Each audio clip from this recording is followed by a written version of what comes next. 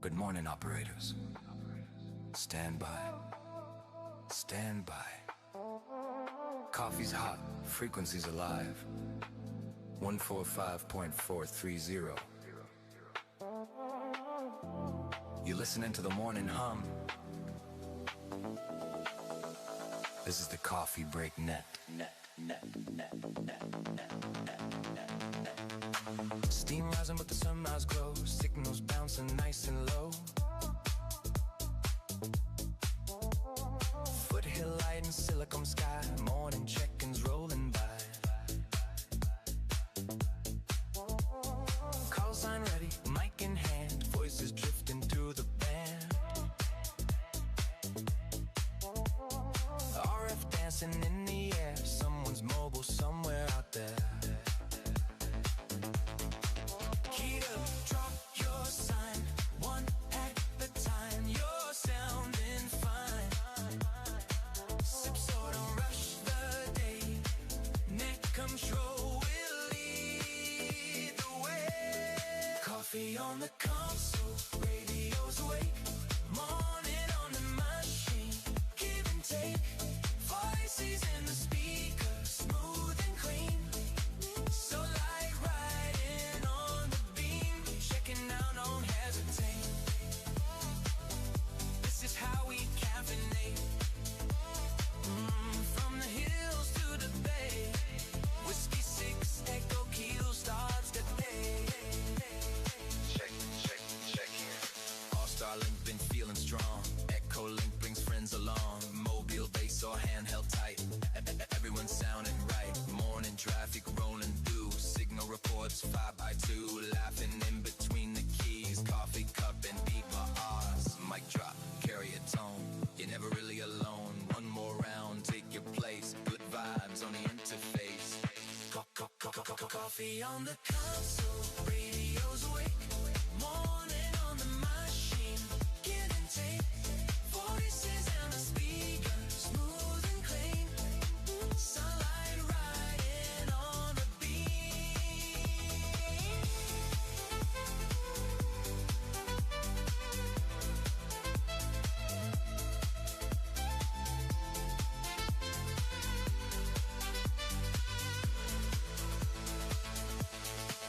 Check it out. Don't hesitate. This is how we caffeinate. Morning voices, RF stream. Coffee break, live on the machine.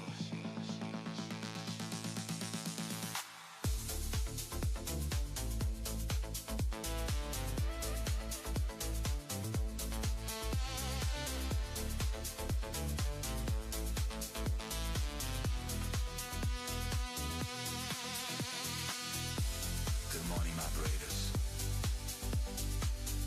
Stand by. Coffee's hot. Frequency's alive. Good morning, operators. Stand by. Good morning. Voices.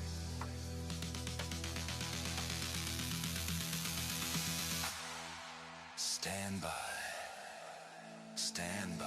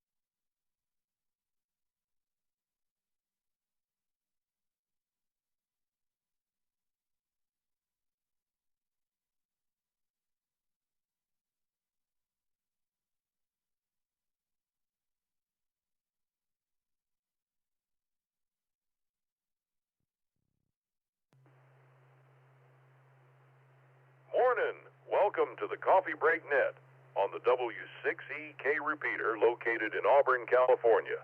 The Coffee Break Net, where the sun is always shining, the birds are singing, and the fish are jumping. This net is sponsored by the Sierra Foothills Amateur Radio Club in Northern California. And we're here every day of the week from 7:30 a.m. to 10 a.m. Pacific Time. Please welcome your net control host and conversation facilitator, Brian, AI6US, checking in from beautiful Meadow Vista, California. Let's get the Coffee Break Net underway, because some days it's just a downright dirty job, but someone's got to do it. Climb down in this here pit and let's start getting her done. Let's start getting her done. Hey, good morning, everybody. Brian, AI6US, in beautiful Meadow Vista, California. Like my good blue-collar friend said, welcome. Today is Wednesday, March 11th, 2026, and let's get the Coffee Break Net underway. First up, we're going to take a look at today's national days, and then we'll take a couple of rounds of quick in and out. So let's take a look at the national days.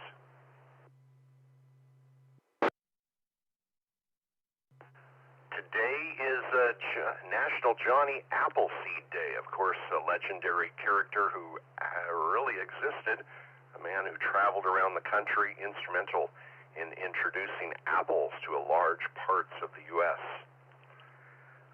Today is Debunking Day. In today's world of AI and social media, it's so easy for information to be misconstrued and lost in falsities. Today is World Debunking Day. No Code Day. Yeah, a bunch of you out there just went, your ears perked up on that one. Yeah, National No Code Day. No, nothing to do with CW. No code tools are a way to allow anyone to automate workflows, connect and create apps and build scalable systems without coding. It's all done magically in the GUI. Today is National Dream Day. A reminder that everyone, both old and young, realizing that we can build and go after our dreams. That's why I'm here this morning. And today is World Plumbing Day. If it weren't for plumbing, boy, we would be in a deep pile of... Good morning, Coffee Break Net. Let's go ahead and start with a round of quick in and outs.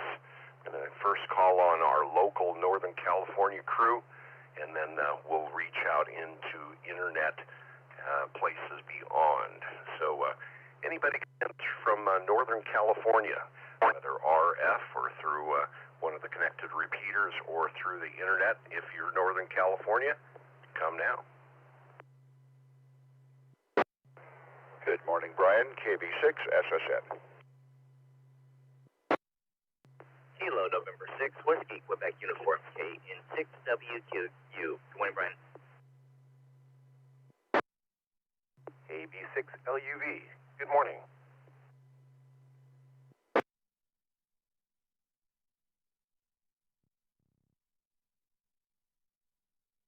All right, we have Brett, KB6LUV, and Dan, KN6WQU, and Tom, KB6SSN. All right, let's go to the areas beyond Northern California. Anyone checking in via the internet, All-Star Echolink.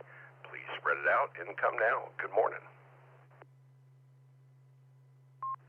Good morning, KC8, Fox Queen Victor.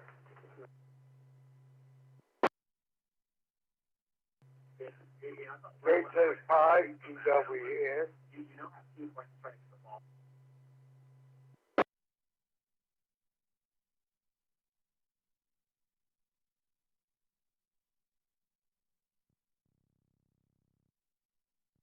All right, I think savings time has caught up with people. KJ5 Golf Whiskey November, good morning, Will. And KC8 FQV, good morning, Mark. Did I miss anyone?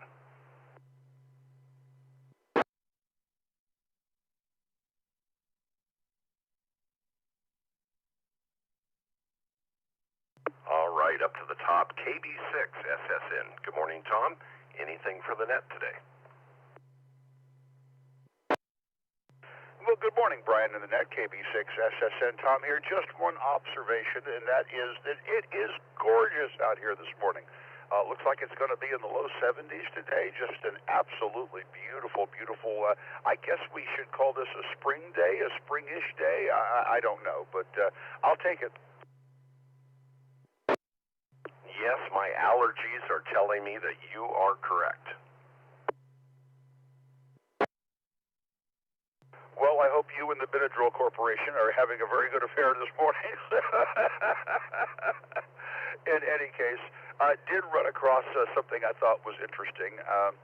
I went to high school with somebody who later became moderately famous, and I ran across this biography of them the other day, and I wrote them in the background. You know, I went to school with her, or at least, you know, I knew her at school, and you know, I'm not sure that all of that's true. And oh boy, they got all mad at me. And oh yes, we documented this and we documented that. And I'm like, well, I was there. I guess I just don't know. But it was kind of humorous. It wasn't important enough to make a stink over, but I thought it was funny. Doing our part on debunking day. Well, you know, so many people create their own life stories to, you know, get that biography book sold. All right. Well, good morning, Tom. Don't go shoot a dog. Don't go shoot a dog. Oh my gosh, that would be the furthest thing from my mind right now, at least anyway, unless one's attacking me. What brought that up? Oh, I guess you haven't read any biographies lately. We'll just leave it at that. She no longer has a job anyway. Have a great day, Tom. Oh, okay, I get it. 7-3. Have a great day. KB6, as I said. I obviously have had a little more coffee this morning than anyone else. My brain is racing way ahead. I'm already talking to Will. KB6 SSN AI 6US. Good morning, Dan. KN6WQU. Good morning, Brian and Annette. Just a quick little ad here. I'm not sure if you got a chance to check out that PodaCat stuff. I also ran across a quick little new ham software called PodaCat. It runs on Linux. It runs on Windows and Mac. What it basically does is it's really good to it can control your radio remotely. Basically, any radio that you can run with basically what they call hamlib or anything like that, you can basically run this thing. So if you can change the channels and you can key the radio from the computer, then this software can run your radio. Basically, it has a map and everything like that comes up on the software there, and you can literally click on it. It'll tune the radio to their location and everything. You can do that remotely and or at home. I think you have to set a VPN up to make the remote stuff work, but that's trivial stuff. But man, this software seems pretty cool to me, for especially those guys that want to do PODA stuff. This guy's worked on it pretty hard, and it is free. So check it out. It's called PodaCat. This is KN6WQ. And the next feature that is going to be available on PodaCat is that it will automatically go to the mode of operation and exchange and log the contact for you. So when you get home, I'm just kidding. Yeah, Dan, very neat tools out there. I know a lot of people use, different cat control things, and yeah, it really opens up the world of automation on your station. So, and it's so much easier today with built-in USB on the radios. Integration is so easy. Thank you for bringing that to our attention. PodaCat. Anything else for the net this morning, Dan? Yeah, there is an app for the phone as well. I can't remember the name of that. It's another something cat. I can remember the name of it right now. But if you go to PodaCat's website, they'll definitely direct you to their app too, because they're very proud of it. So it's really cool stuff. But But let's see, I don't have too much more to add. It is indeed a beautiful day here in North Highlands. The sun's coming up over the hill here, and I get to work early today. I got to go fix Durango around the corner. Again, keep leaking transmission fluid, so I'm not sure how we're going to make this end, but hopefully this will be the end all be all today. This is KN6WEQ. Thanks for running that today, Brian. And I do want to verify this is Dan and not PodaCat checking in, correct? Have a great day, Dan. You too, Brian. Thank you very much. Clearing with KWQU, and good morning, Brett, KAB6LUV. Good morning, KB6LUV, Brett here, South Natomas, Sacramento. Yes, sir, it is. I'm going to rename this Nap Week, just because, man, my brain is still not caught up with the daylight saving time. I'm convinced I didn't save a damn thing. Yeah, they just need to pick one. And the crazy is, there was no unification across the states. Many states have passed resolutions adopting either daylight saving or standard time, and it sits in front of Congress like most things for the last many years. Yeah, pick one. Let's move forward and stop this insanity. Well, I guess you celebrated Nap Day yesterday by the sounds of it. No, actually, I did not. With the time change, if I were to take a nap, I think I would just wreck my schedule. I need to force myself into it. I've forced myself up in the morning the last 3 days to make sure that I'm getting up at the time that I normally get up. So, yeah, it is what it is, and it's not what it's not. So that's all good. Other than that, not a whole lot going on. I'm going to say good morning to my mom, Bonnie, in Newton, Kansas. Morning, Mom. I love you. Hope you're having a good day. And everybody else out there in Coffee Break Net land, y'all have a great day.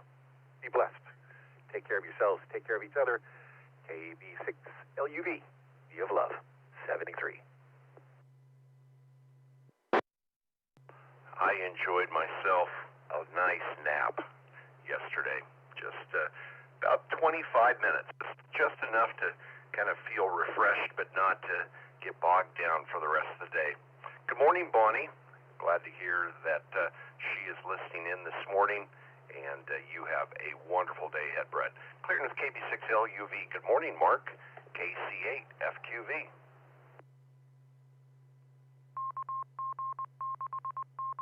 All right, well, morning, KCFQV here.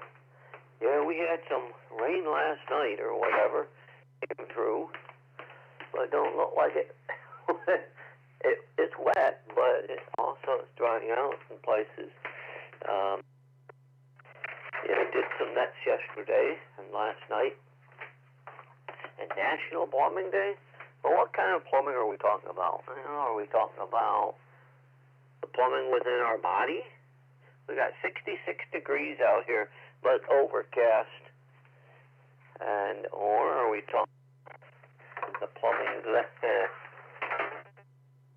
want to know about that carries everything away? Yeah, there are all kinds of different plumbing, but everything else is going okay here. We'll have some nets today. We have the BBB day, we call it here in Ohio. So we have the barometer net in the morning. That's been about 35 or 36 years going. Bunch of hams got barometers one year for Christmas, so they said, let's call this the barometer net now.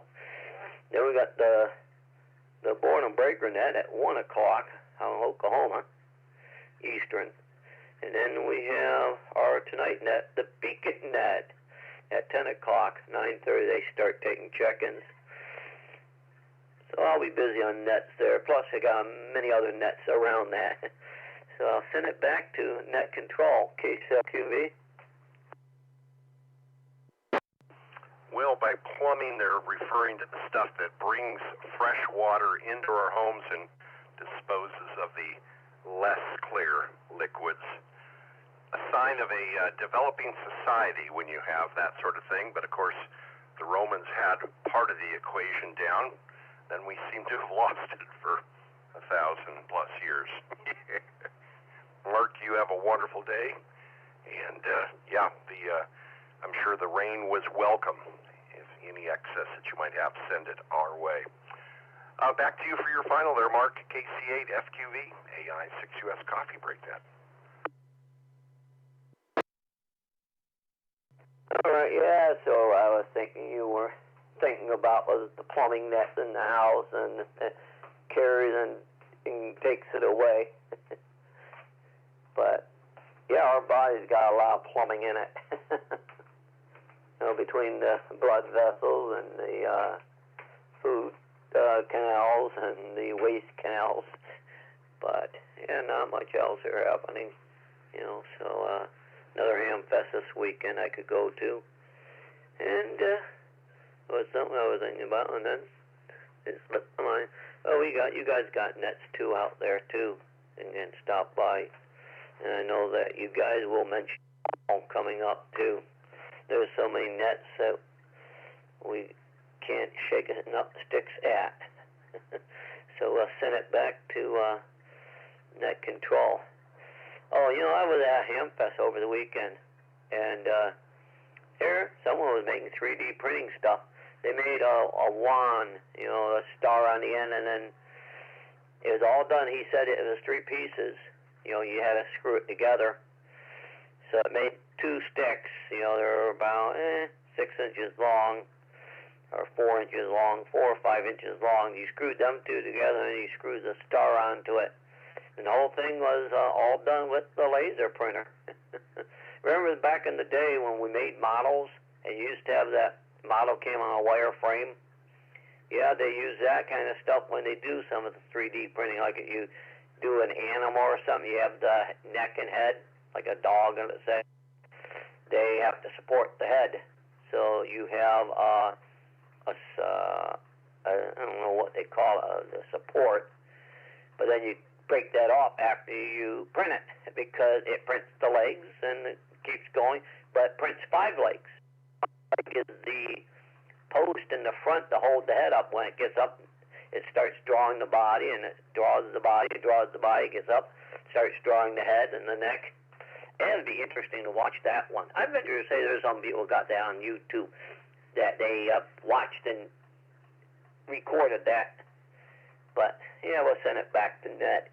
But it was interesting when I seen that. I said, oh, and I looked, I knew what they were. And the guy said it took them about 5 hours to make one of them. So back it comes, KCFQV. All right, Mark. Yeah, good tie-in. We're going to be giving away a bamboo, the bamboo A1 Mini at our Ham Fest as one of the prizes. I just got it delivered yesterday, opened up the package to make sure everything was there, and it is. So yes, indeed, good tie in there. A lot of amateur radio products out there that are being 3D printed right now. KC8 FQV AI6US. Have a great day, Mark. And good morning to Will, KJ5 GWN.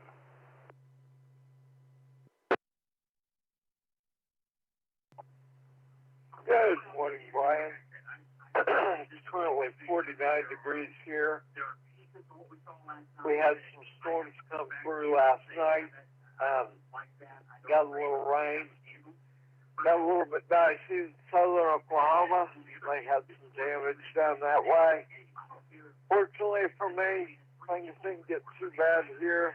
Wind blew a little bit, a little rain, but nothing turned out. However, they did have a rotating thunderstorm in Midwest City, Oklahoma, which is about 30 minutes east of here. So, anyway, that's the weather story there. And I'm sure Mark will have the whys and wherefores as to what happened there. But anyway, not too much going here. Just thought I'd get on and see what was up with somebody in California. This is KJ5 Golf Whiskey November. Back to you, Brian.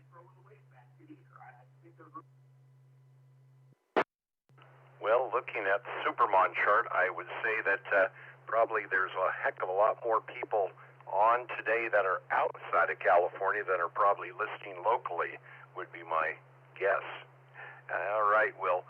Well, yeah, looks like, based on what Mark told us yesterday, looks like we are in for quite a bit more interesting weather for the Midwest eastward, including your area. So we wish you safety as those fronts collide. KJ5 GWN AI6US. You have a wonderful day, Will. 7-3.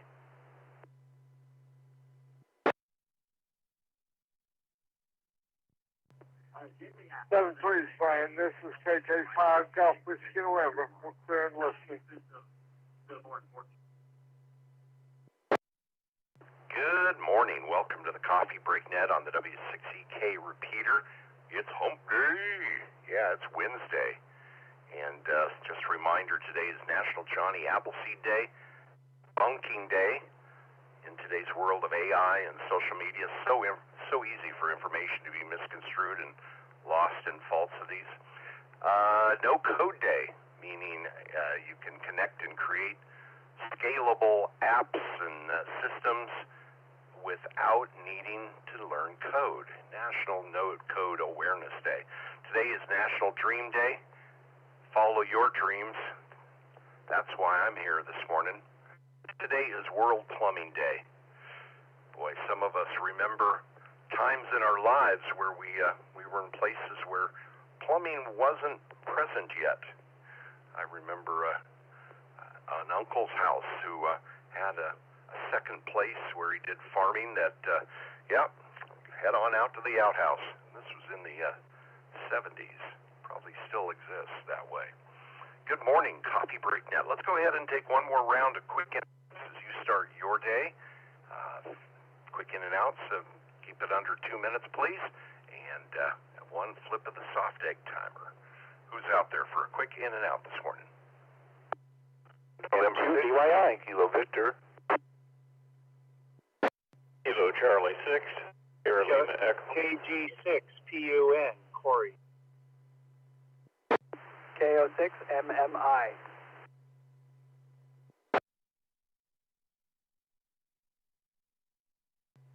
Yay, 3BTM.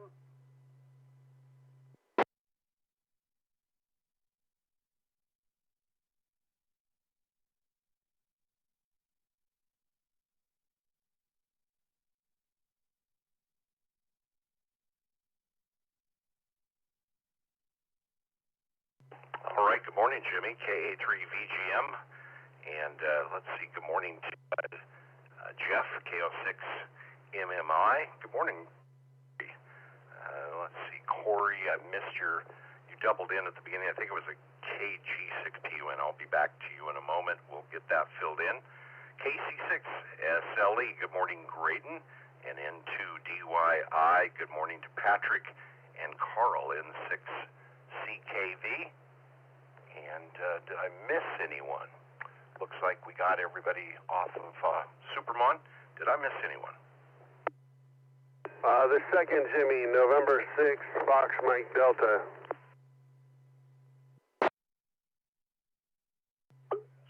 This is Alan, Alpha Lima Alpha November, W4PLP, Whiskey 4 Papa, Lima Papa, in Northwest Georgia. I have to be in and out. I'm at work. Back to net. Over. All right. Let's see. I think that was Al in Georgia. Yeah, we'll be back to you in a moment. This is a conversation net. So for the log, we usually do after 10 a.m. Pacific time. So hang around for just a moment and say a quick good morning to A4 PLP and November 6th, Fox Mike Delta, the other Jimmy. All right, up to the top. These are quick in and outs. Let's keep it under 2 minutes. And I'm flipping the egg timer now. Good morning, Carl, N6CKV. as the sand slowly passes. N6CKV saying good morning. Hi, Brian. Hi, everyone else. Yeah, we got our air conditioner fixed yesterday. Today I have a class on pain management, so we're busy. Other than that, we're hanging in there, doing okay. Back to you, Brian. I know yesterday morning you were a little fearful that HVAC bill was going to be a big one. Hopefully it turned out to be reasonable. Yeah, it was a little lower than expected, but it was still a mid full. Anyway, everyone have a good Wednesday. This is N6CKV. I'm going to say 73, and enjoy the weather coming up on Idle In. And good morning to Ruth as well. Thank you very much. And yeah, pain management. Carl is going to a class today to learn how to deal with people like me. I'm kidding. But yeah, hopefully that continues to improve your quality of life there, Carl. Clearing with N6CKV. Good morning to Patrick in 2DYI.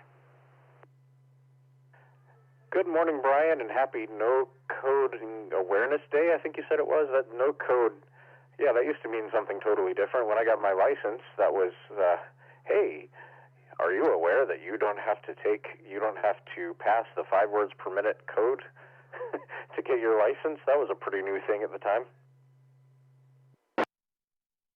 Yeah, when I heard that there was no more code requirement, that's what attracted me to come back to the hobby. You know, my license was long expired and from another country. So when I was told Bob Heil that I should get my license, and he said, "Did you know it was no code?" I listened. Yeah, that was a thing starting in 1991, and there was a mad rush in especially 4 and 6 land, and lots of people got their call signs. They went through, I remember, because I was kind of there right at the edge of that. They went all the way through the KC4s and most of the KD4s in under a year, or about a year. Yeah, pretty incredible. Everybody was getting their licenses now that the code requirement was dropped. And that became the downfall of our hobby. That's why it's as popular as it is now. Yeah. No, I mean, some of us just do not have the ear for it. To this day, I struggle with numbers, and it's me back. You know, I just admire people that can hear the sequence and can hear the flow. And yeah, a lot of people out there though are enjoying amateur radio because of that no code. But yes, no code day is the promotion of no code tools out there. For example, I built a complete phone system about 6 years ago, just using graphical pull downs, which did all the coding for me. Years before that, I would have had to learn IAX, which probably would have been to my benefit at this point in life. I actually built a phone system the same way, and then it turned out that the tools that they used to make those were not really that accessible, so I ended up having to learn how the code worked anyway, just to make it work. So much for that. Anyway, don't have too much more to add. Today's high is supposed to be 85 degrees here, so it'll be the hottest day of the year. And then by this time next week, we'll be in the mid-20s. So, yeah, welcome to that. Keep your... Oh, Gerry's trying to get out from under the blanket. There you go. Okay. He couldn't get out. I had to help him out. Anyway, Brian, I'll say 7-3. Have a good week, or good day, I guess I should say. I'll catch you later in 2DYI. All right, and we should explain to everyone listening that Gerry is the dog. Otherwise, it just kind of sounded weird. Yeah, and Gerry's not actually Gerry. There's a funny story about that is directly related to the Coffee Break Net. His real name is actually Watson. 7-3 in 2DYI. Yes, indeed. Good morning, Watson. Somebody's at the door. You're Watson. You're welcome. Have a great day, Patrick, in 2DYI AI6US. And good morning to Graydon KC6SLE. 47. Good morning, Brian. Good morning to the net. Let's see, I was going to, might not be too soon to start reminding people that there will be no, repeat, there'll be no fox hunt this month in March because the Loomis Hamfest is on the same day. So the fox hunt this month in March is going to be at the Loomis Hamfest looking for the best bargain you can. And it may not be putting out a beacon, so you may have to look carefully.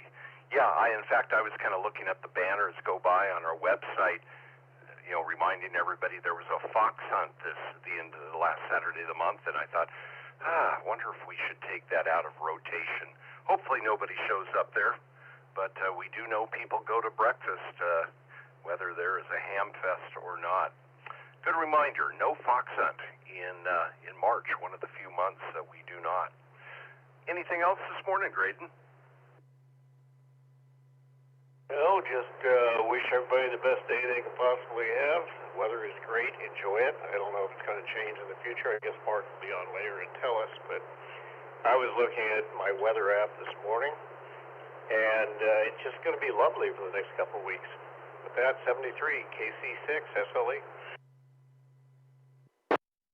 Definitely going to be lovely, especially for us who live up in these foothills. Down in the valley, it might just be getting hot in this next week. Have a great day, Graydon. KC6SLE, AI6US Coffee Break. And good morning, Corey, KG6PUN. Good morning, Brian. I'm the net, KG6PUN. Yeah, I keep it, I think what you were saying about the code dropping, wasn't that, I think that's in the ham radio life manual. That's chapter 1. That was the original sin of ham radio, was dropping the code.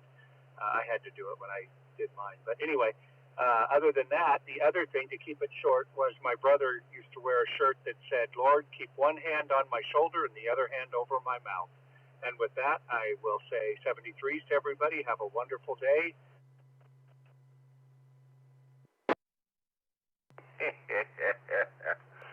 I think we all could learn from that T-shirt.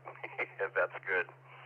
Yeah, no, and then the secondary sin, I think, of amateur radio was the introduction of digital. You're right? Oh, man, there are so many things out there that's ending the hobby. It's funny, on QRZ, it's really turned into a thread after thread after thread of what is ending the hobby. Saw one the other day, was said, man, nobody's on the repeater anymore, and I felt like asking, well, are you? Have a great day, Corey. KG6PUN, AI6US. And let's see, good morning to Jeff, KO6MMI.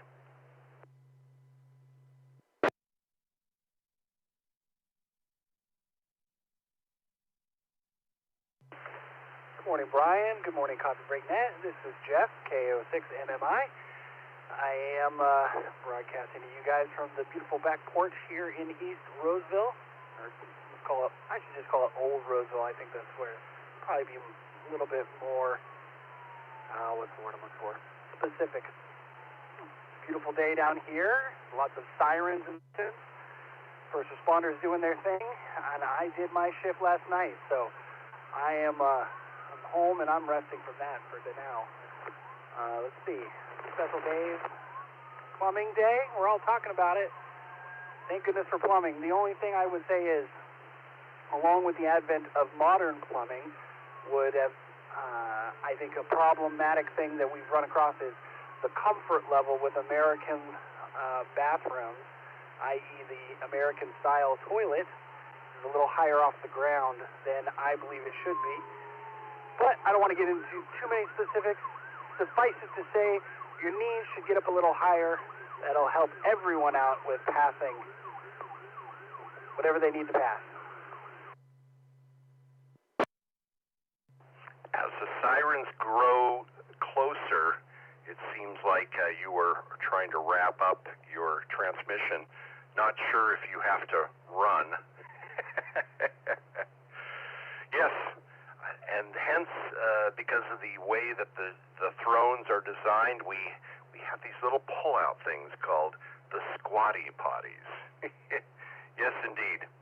Well, just going to mention and tying into the first responders, our exam team, effective immediately, are going to be offering discounts, 50% discount on all VE exams for military, ex-military, and first responders. So if you know anybody out there who is looking to get their license, one more reason to come and test with our team. So there we go. Jeff, I don't even know what you do for a living. If you would like to share, what kept you busy last evening? Hopefully you're not a pimp. No, sir. No, sir. Not a pimp. I was trying to think of a clever way to turn that. Say, I work in an emergency room in Sacramento, our state capital, and work in the registration department. I am the nighttime registration lead, so my team's responsible for collecting demographics, collecting payments, making sure all of that ancillary and auxiliary paperwork and stuff like that gets done in order to grease the wheels to make sure that the clinical team can do what they do and the hospital can keep running.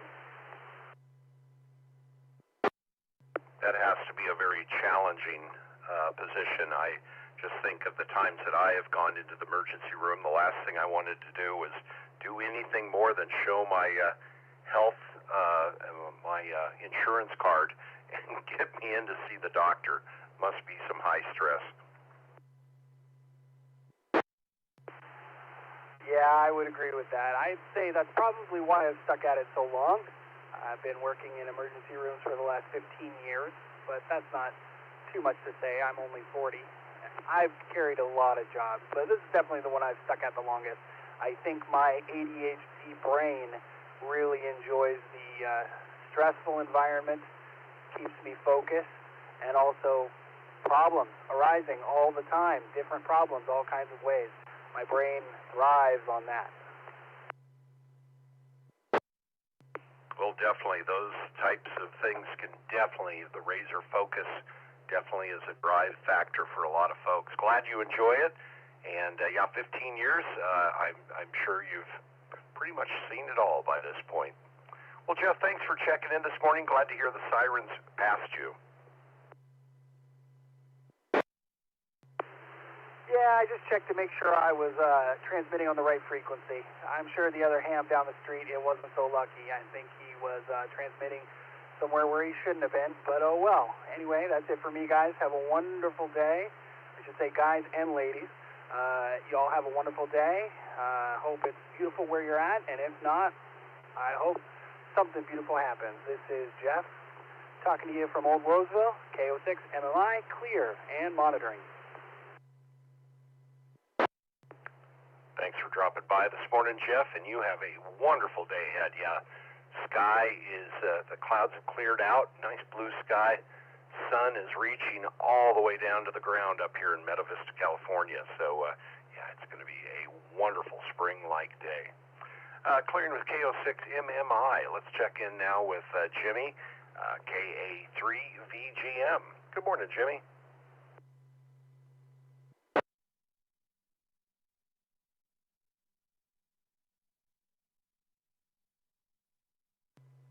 Had to wait for the new ID there, Brian.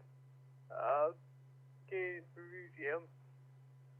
Well, we're getting rain back here in Pennsylvania.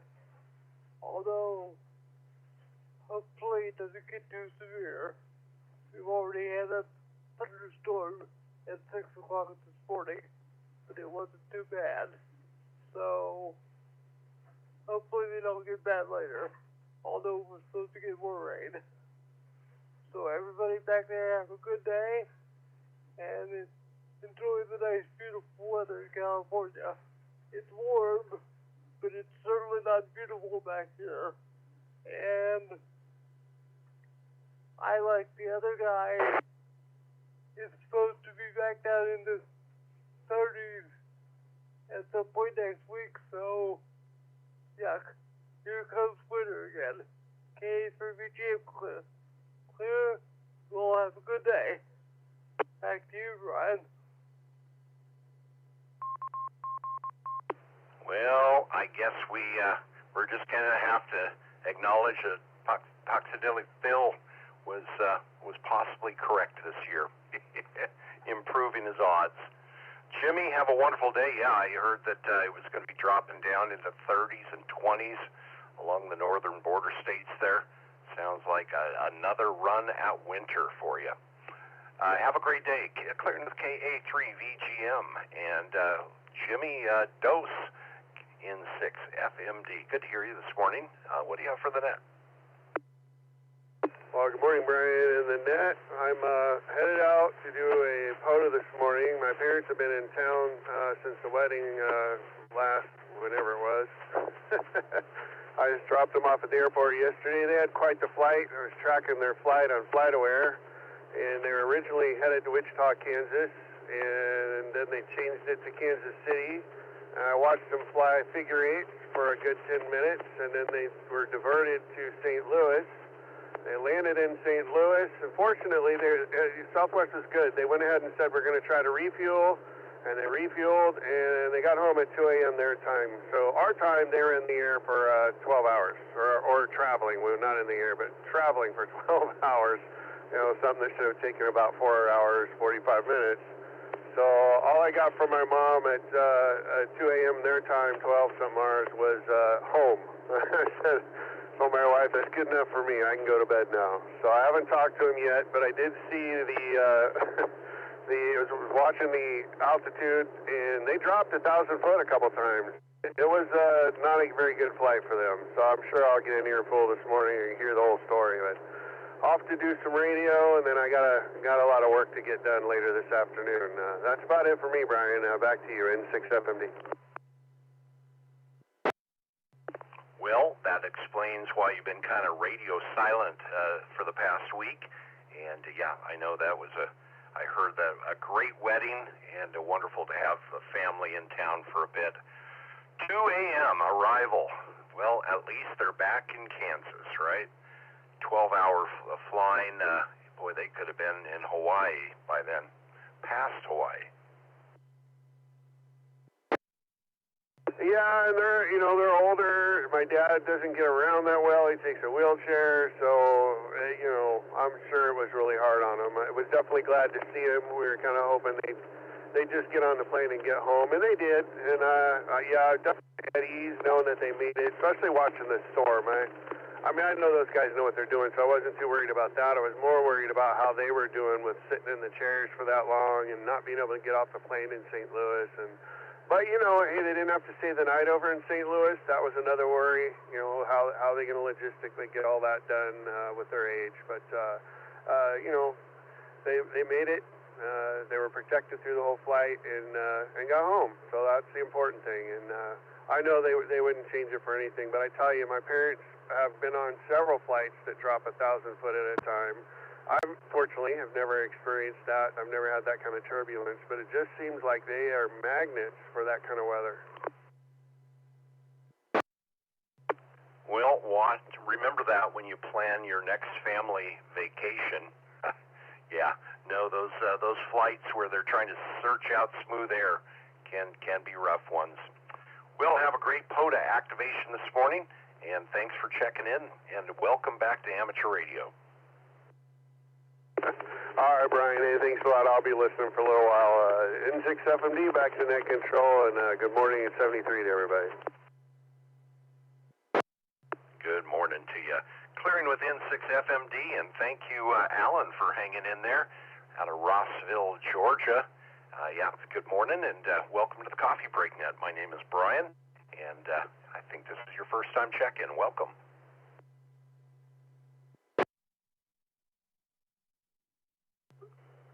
Hello, it's Alan, Whiskey 4, Papa, Lima, Papa. I think you said November 4, Papa, Lima, Papa earlier. That's my YL, Tina.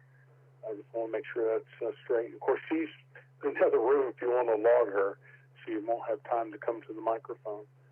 But anyway, I'm not a 50-year-old ham, but a 50-year ham, so I'm turned 66. I got my novice ticket, well, actually, probably longer than 50 years. But anyway, with respect, sir, I've heard many different times that the hobby was dying. I think the first time was when X25 came out, and, things ebb and flow and change. And anyway, I enjoy podoing. I'm still for a living. So anyway, back to you, sir. W4PLP in Northwest Georgia. Well, very good. Yeah, I think I missed the beginning of your call. Got truncated when you checked in, but I got it now corrected. Thank you very much. No, kind of tongue-in-cheek as far as the radio, ham radio is dying. I think it's become more diverse. I think there's many more modes out there. Before it was kind of like CW, maybe a little bit of RIDI and some phone, but now I think we're spread across many different modes and areas of interest. And I think the ability just to pick up a cell phone when we're moving around, I think, has certainly changed our commuting habits, which probably affected the 2-meter repeaters and the way we contact each other. It's been a long time since probably a pizza has been ordered on our repeater. 50-year ham. So you were right around 15, 16 years old then when you got your license in. Very good.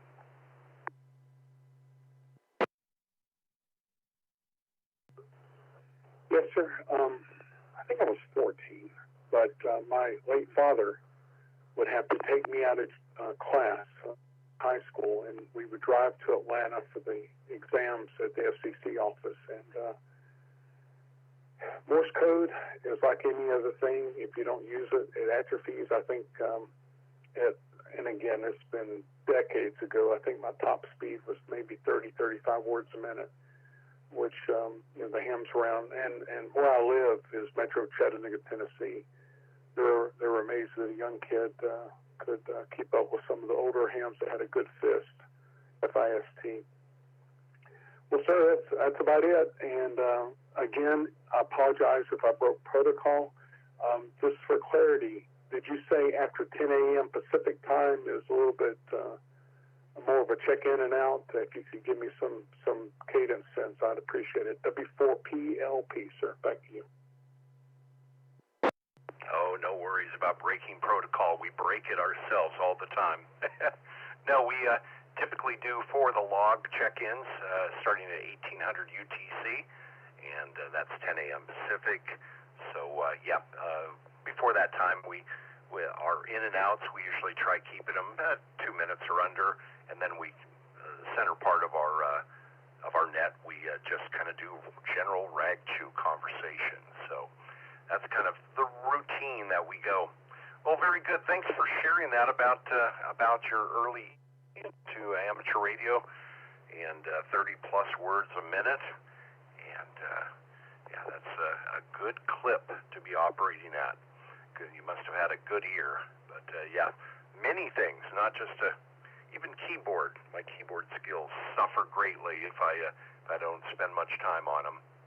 Thanks for dropping by, Alan. And we're located in Northern California, but if you look at Supermon, you see we have people not only all around the country, North America, just across the world checking in. So welcome anytime. We're here every day of the week, 7:30 a.m. to 10 a.m. That's 1530 to 1800 UTC, and drop on by again sometime.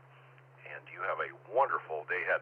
By the way, my daughter went to school near Chattanooga, so I have been to your beautiful city many times.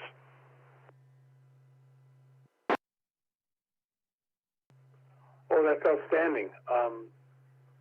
I don't want to pry, but did she go to the University of Tennessee at Chattanooga by chance? Over? No, she attended Southern. I think it's just south of Chattanooga.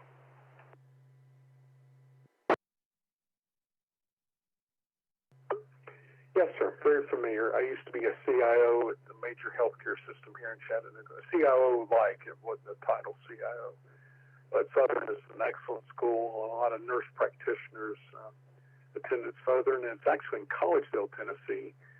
Looking at a map, it would probably be definitely east, maybe a little north of Chattanooga. Very quiet, quaint community. Enjoyed some friendships there even today. Over. And then for health, such a good health nursing program to be associated with Little Debbie's, I never missed the irony in that one. Loved my trips back there and could not resist myself some Little Debbie's. They were a little harder to find out this way back in the day.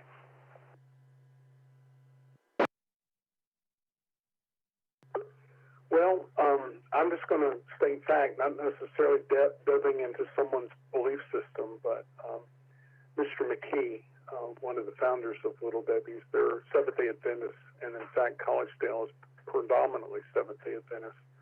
And again, I'm just stating fact, not necessarily trying to cut anything in or out.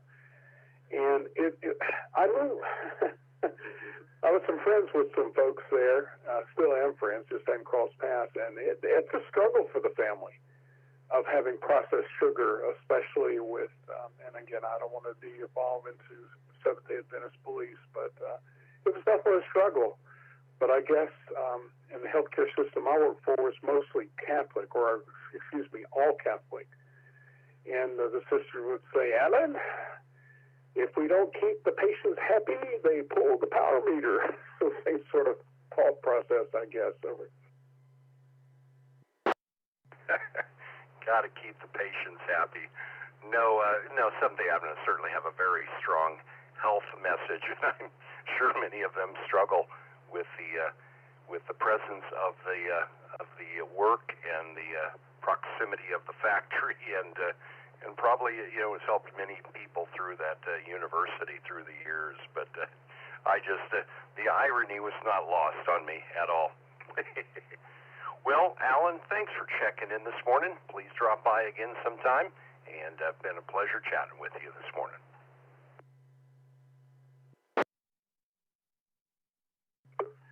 Yes, sir. This will be my last transmission. I'll be over and out after this. But and it's been a minute since I've crossed paths with my friends at Little Debbie's or McKee Baking.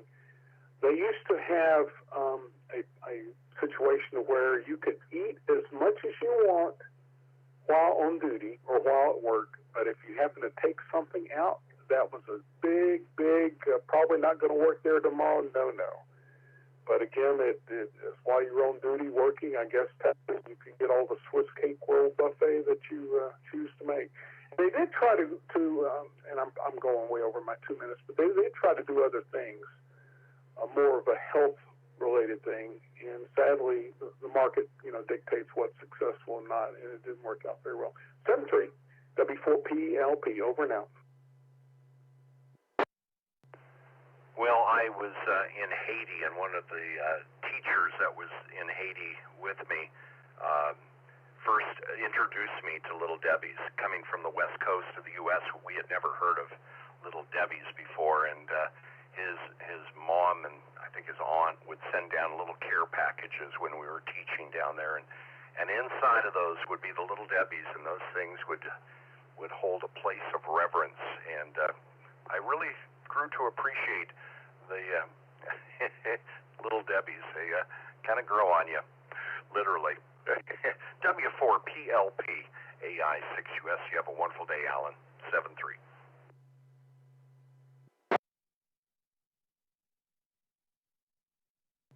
Good morning, everybody. Today is hump day. Yes, indeed. It is Wednesday, and it is March 11th. So let's go ahead and start taking regular check-ins now. If you are short on time, let me know that you want to be in and out. I will put you at the top of the list. But drop on in. Have a bit of conversation this morning. Coffee Break Net on the W6EK Repeater. Taking check-ins. W9MUL, in and out. Good morning. For in and out. Waiting for the kerfluffle to be over. Hopefully it is. K6DXN, good morning. K06, good morning. W6EK Mobile, good morning. 9CA, and Brian, you can put me at the bottom of the list, WB6BJN.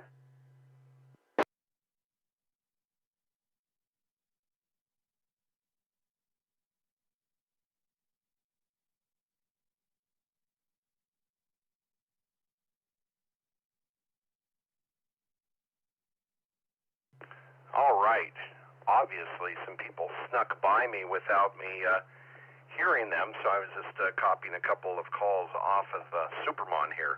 Good morning, Daniel, N9MUF, and good morning to Mark, WB6BJN. Thank you very much, down on the bottom of the list. And call sign I remember, but not off the top of my head, AD9CA. Good morning to you. And W6EK, good morning, Gerry. Proclaimed mobile, does that make you quick in and out, or do you have time to hang around? I've got time. He's retired. He has time. Good morning, Greg, KO60H, and good morning to Simone, K6DXN, and good morning to Tony. Good afternoon, evening, Tony.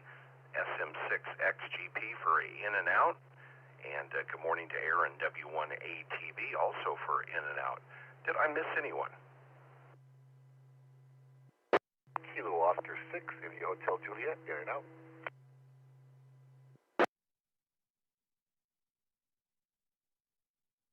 All right, Larry.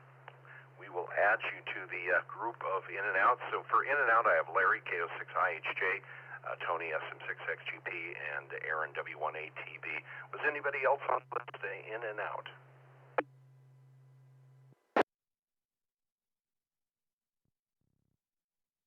All right, up to the top. Good morning, Aaron, W1ATB. Good morning, Brian and Annette, W1ATB here. Yeah, I got a busy day today. I just got back from the dentist, actually got all my stitches out, so that is really nice and a relief. They say everything's going well, and getting ready to head out to drop the dog off for a groom. He looks like a shag carpet on legs, so that's what's going on with me. And I will be doing the Coffee Break Net on Friday to cover for Tom. I saw that rumor. Well, congrats. We'll look forward. So anybody out there listening, if drop on by this Friday, Aaron, W1ATB. I don't know. Are you going to be doing this by yourself, or is your wife going to be helping you? No, it'll be solo. She'll be at work bringing home the bread. So I'll be at home here playing radio. All right. I know you guys work great as a team doing the Coffee Break Net in the past. So very good. Well, I hope all is well with you. Hopefully all of the healing is, or the painful part of the healing is behind you on the oral surgery there. And I bet you're glad, your dog is glad with this nice warm weather coming on that heading to the groomers. So all the pain pretty much behind you on that oral surgery? Yeah, for the most part, it's pretty well. It's nice having the stitches out because I had these felt like wires in my mouth, so those are all gone now. I still got 4 weeks, they said, before I can really chow down on like a big steak or something, but and then they're going to go back in and make a bridge for one of my teeth, so it's not completely over, but at least the painful part is. Well, good. I'm glad to hear that. Yeah, the worst thing about stitches or something, your tongue always finds them, and it's just like, it's just an irritation that does not go away, doesn't get used to. Well, glad to hear the healing is going well, and that you are feeling good enough to move those gums for the Coffee Break Net this Friday. We'll look forward to being back in the saddle for a Coffee Break Net host. Yeah, it'll be fun. I haven't done one in quite a while, so I'm looking forward to it. So, all right, everybody, have a great day. 7-3. I'll talk to you all on Friday. W1ATB. All right. Thank you, Aaron. You have a wonderful Wednesday. Okay. W1ATV, AI6US.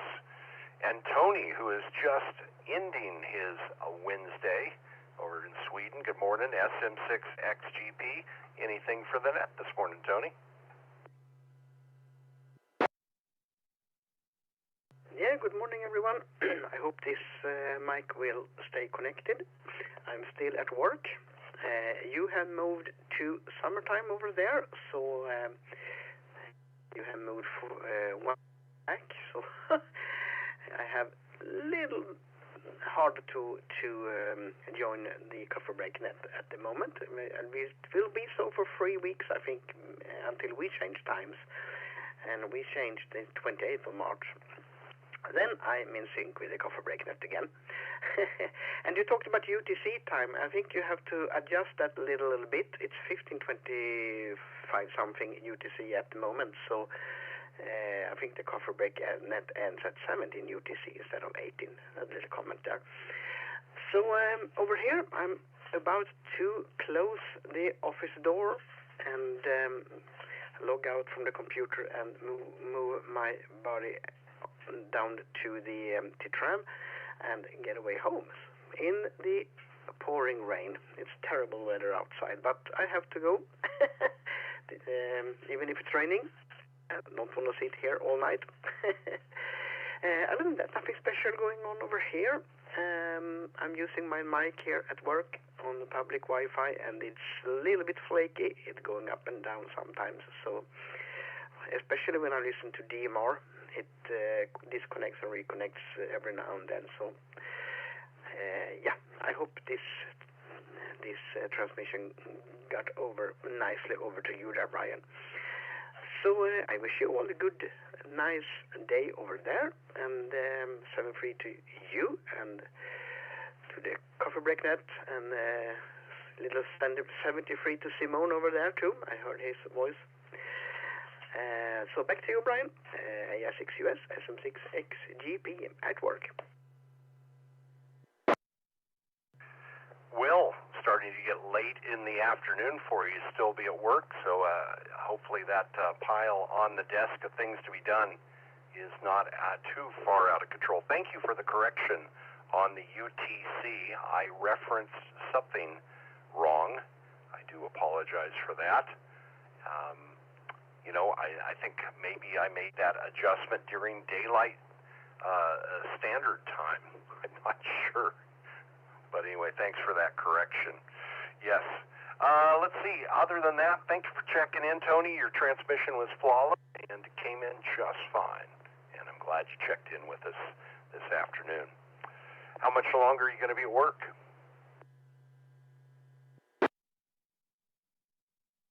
Yeah, I'm checking out when I'm finished here. It's 16:33 over here, so I can leave now if I want.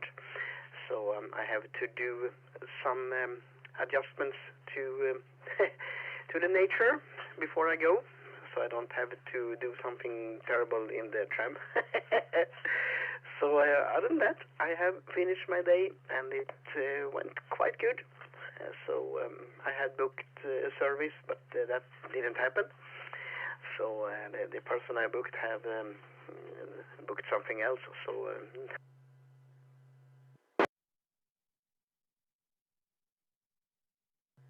yeah, hate that when you plan your around somebody else's schedule, then there's an interruption.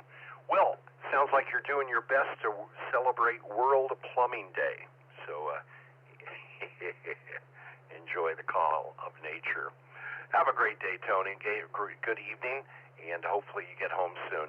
SM6XGP, AI6US, always a pleasure. 7-3.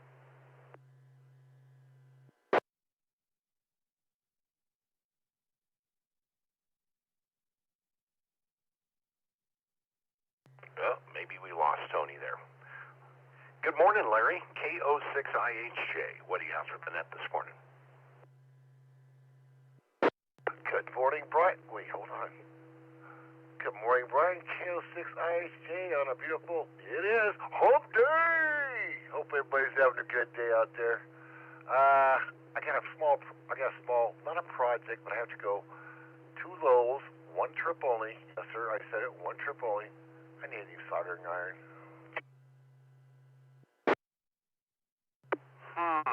You know, if you can wait till tomorrow, I have had very good luck of buying soldering stations off of Amazon. I have one here,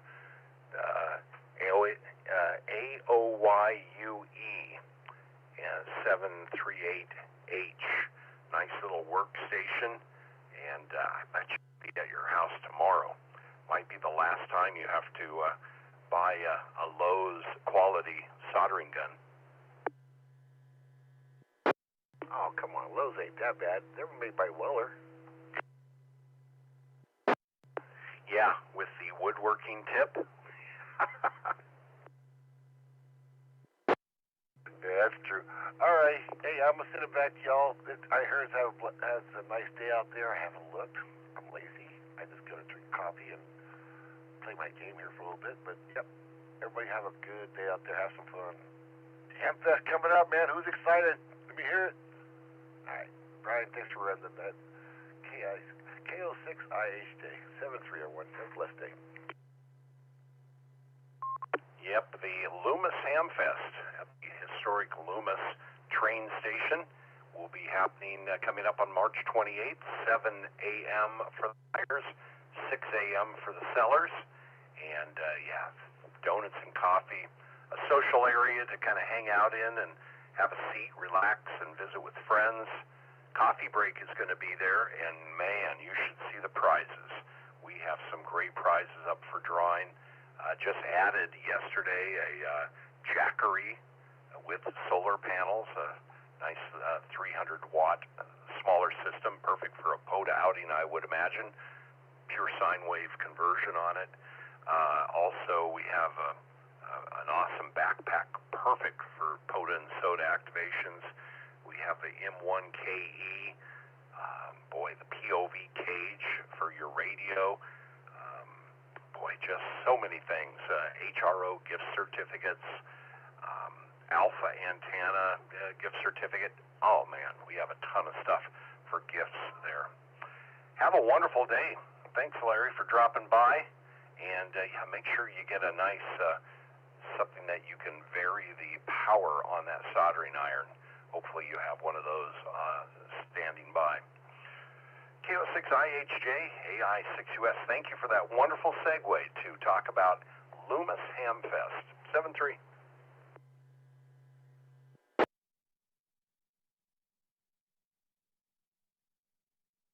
I'm going to throw Gerry in as he is mobile, and we don't want him to run out of little dividing rumble strips before he reaches an area. Gerry, WA6E, good morning. Morning, Brian. Good morning, everybody. This is W6EK. Just about to go down Auburn Folsom Road towards Greenback where it gets marginal into the repeater, so I'll be quick. Out enjoying things for which California is known, and I'm sorry to all you folks elsewhere, but we do enjoy it. Things such as it's 50 degrees, headed into the 70s today, not a cloud in the sky, the sun's coming all the way down to the ground, and I'm enjoying the heavy, heavy traffic and the crazy drivers. I'm on my way down for a bike ride with my usual group of people. I think I'm following W6EK. In fact, I know I'm following him. So he'll be down there, and I think John and Michelle are coming. It's going to be a great ride today on my fancy e-bike. Is this going to be the Lake Natomas Loop? Yes, the Lake Natomas Loop, followed by Coffee at Karen's. That's the real carrot out there that we all go for. It's about 12 miles to make the loop. Vertical rise, I don't know, 100 feet at most. Not very much, but it's just a beautiful drive. And we've got all kinds of things to look at along the way, such as geese and turkeys and skunks. It's great. Yeah, I used to live right across the river there on American River Canyon, and I used to come down and visit Karen's Bakery quite often. Feel sorry for her, being a Karen and all, but man, what a bakery. place. Well, you guys have a great ride, and don't leave poor Doug in the dust there when you hop on that e-bike. Who has the fastest e-bike of the group? Oh, I don't know. Doug has the sister to mine, so I don't think it's any faster. John Kazik's RT has a big one, but it's a big tired one, so he can go on the cross country much easier. I don't know that I remember that Karen, but I remember when I was growing up, I had a friend whose name was Gay. I feel sorry for her today, but at the time I didn't think a thing about it. Everybody have a great day, and talk to you later. This is W6EK. Adios. Yeah, isn't it something how names and the meaning change over time? Today is no smoking day. You know what that means in Britain, don't you?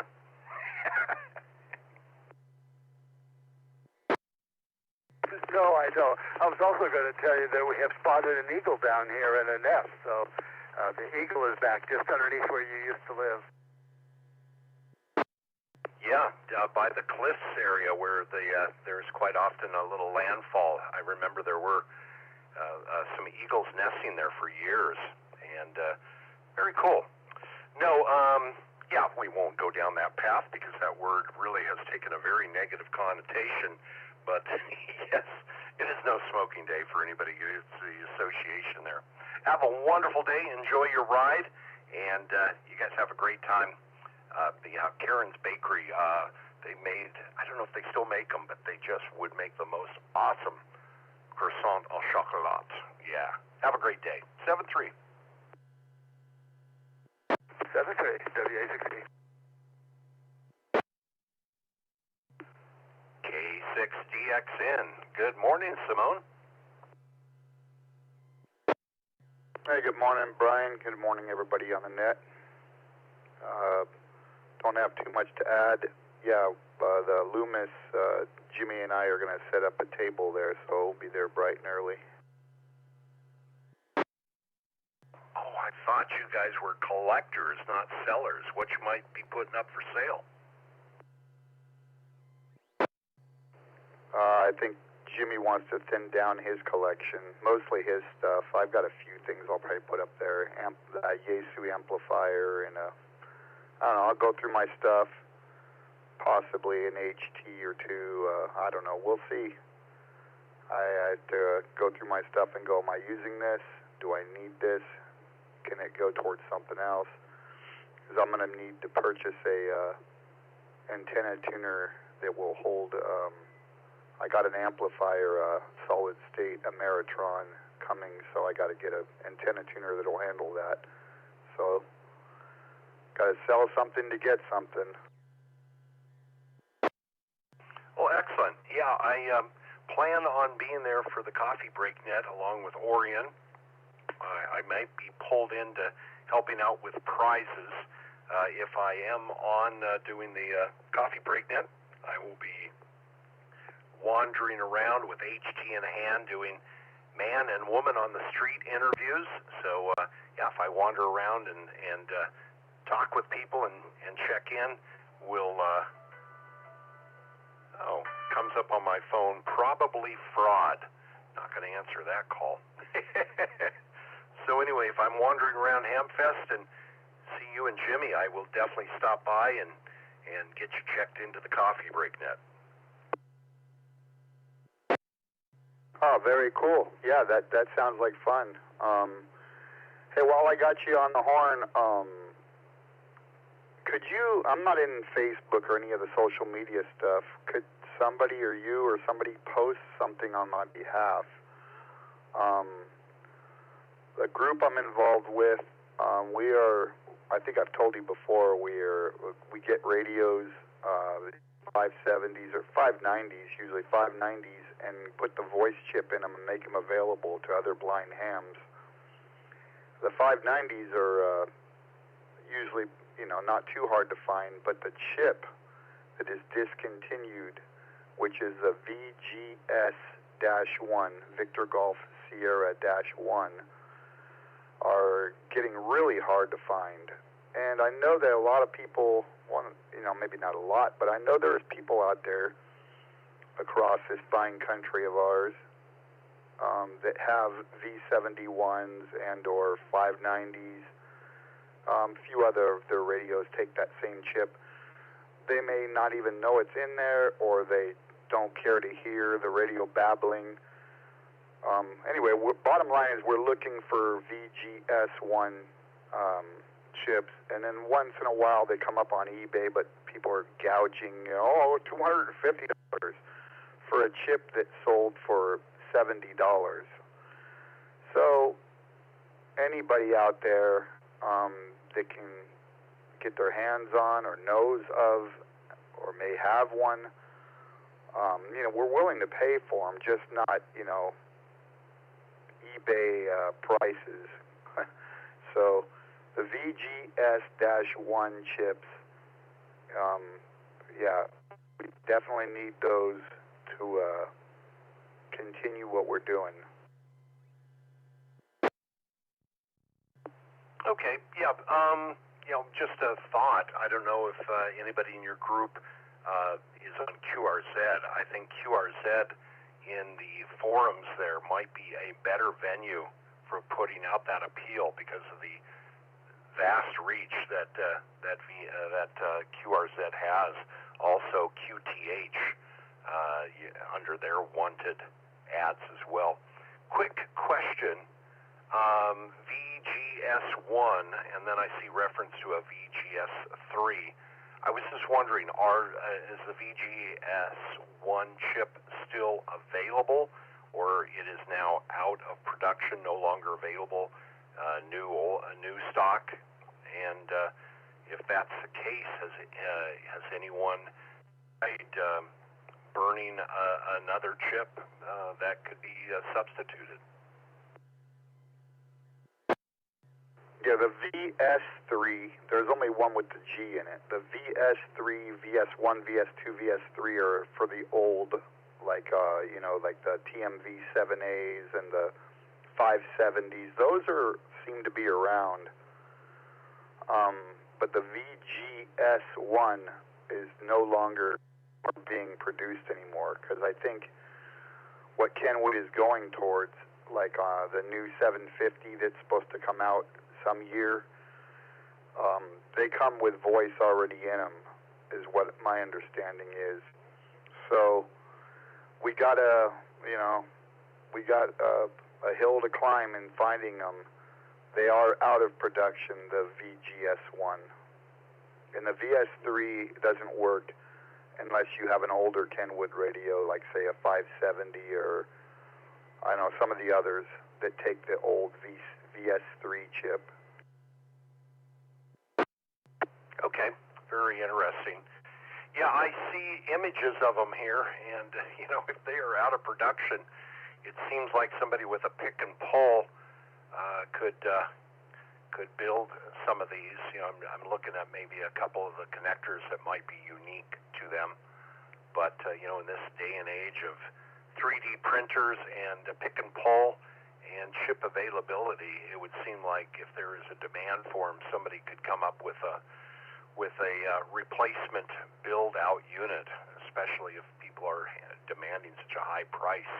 But okay, yeah, certainly could put something on our Facebook page, but I think it does have limited coverage as compared to Z and QTH. I would highly recommend maybe starting a thread on one of those sites.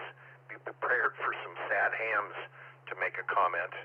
But it has a worldwide reach, and I don't know if you've tried that before. Yeah, I'll have to reach out to the guy that I'm helping out, who buys the radios and does all the work and gets them shipped out. I'm mostly a recruiter. I find people that I think are deserving or needing of the radios, and I've already placed, kind of like a foster parent placing children in foster homes. I've already placed 6 radios so far. So yeah, the chip is what's getting to be hard to find. So All right, yeah, I'm going to ask him if he already did that. He may or may not have already done that, but I will ask him. I'm in touch with him all the time, and he helps me out a lot, so I'm trying to pay it forward. I came across one that in Southern Cal in the group of people I talked to down there, and the guy's going to ship it to me free of charge. And you know, if we have to pay $100 for him or whatever, I mean, that's something we're willing to do.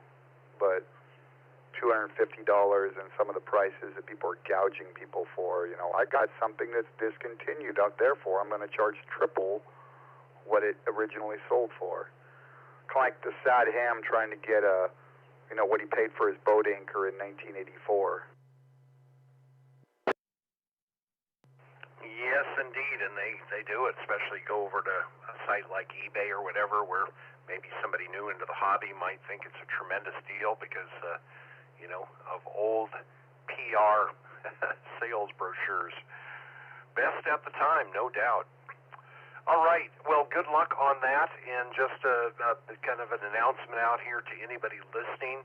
If you happen to have access to a VGS1 voice chip for Kenwood, if you have one in one of your radios and you just don't use that function, they can be put into a good home. I know that Mark, our weather dude, Mark, who's coming up here in a few minutes, WB6BJN, is taking a delivery of a 590S, I believe, maybe already got it today. So, yes, definitely in demand and you can really help people out in the hobby. So anybody out there with a VGS-1 voice chip, board for the Kenwood, reach out to K6DXN Simone and let them know what you have, and let's put these things to some good use. Thank you, Simone, and looking forward to seeing you at Hamfest. Roger, you have a great day, Brian. Thanks for letting me get in. Thanks for taking my check-in, and I'm going to go do a POTA here in a while, so I got to get out of my pajamas. Coffee is done. Have a good one. Kilo 6 Delta X-ray, November 73. All right, and we had a comment maybe in response to that. Go ahead, comment. It's KG6QBB. If I can get a hold of one of those boards, I can duplicate it.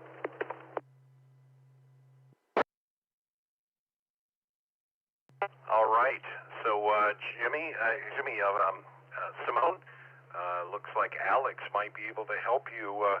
Maybe there's another path. Go ahead, go direct if you want to exchange information.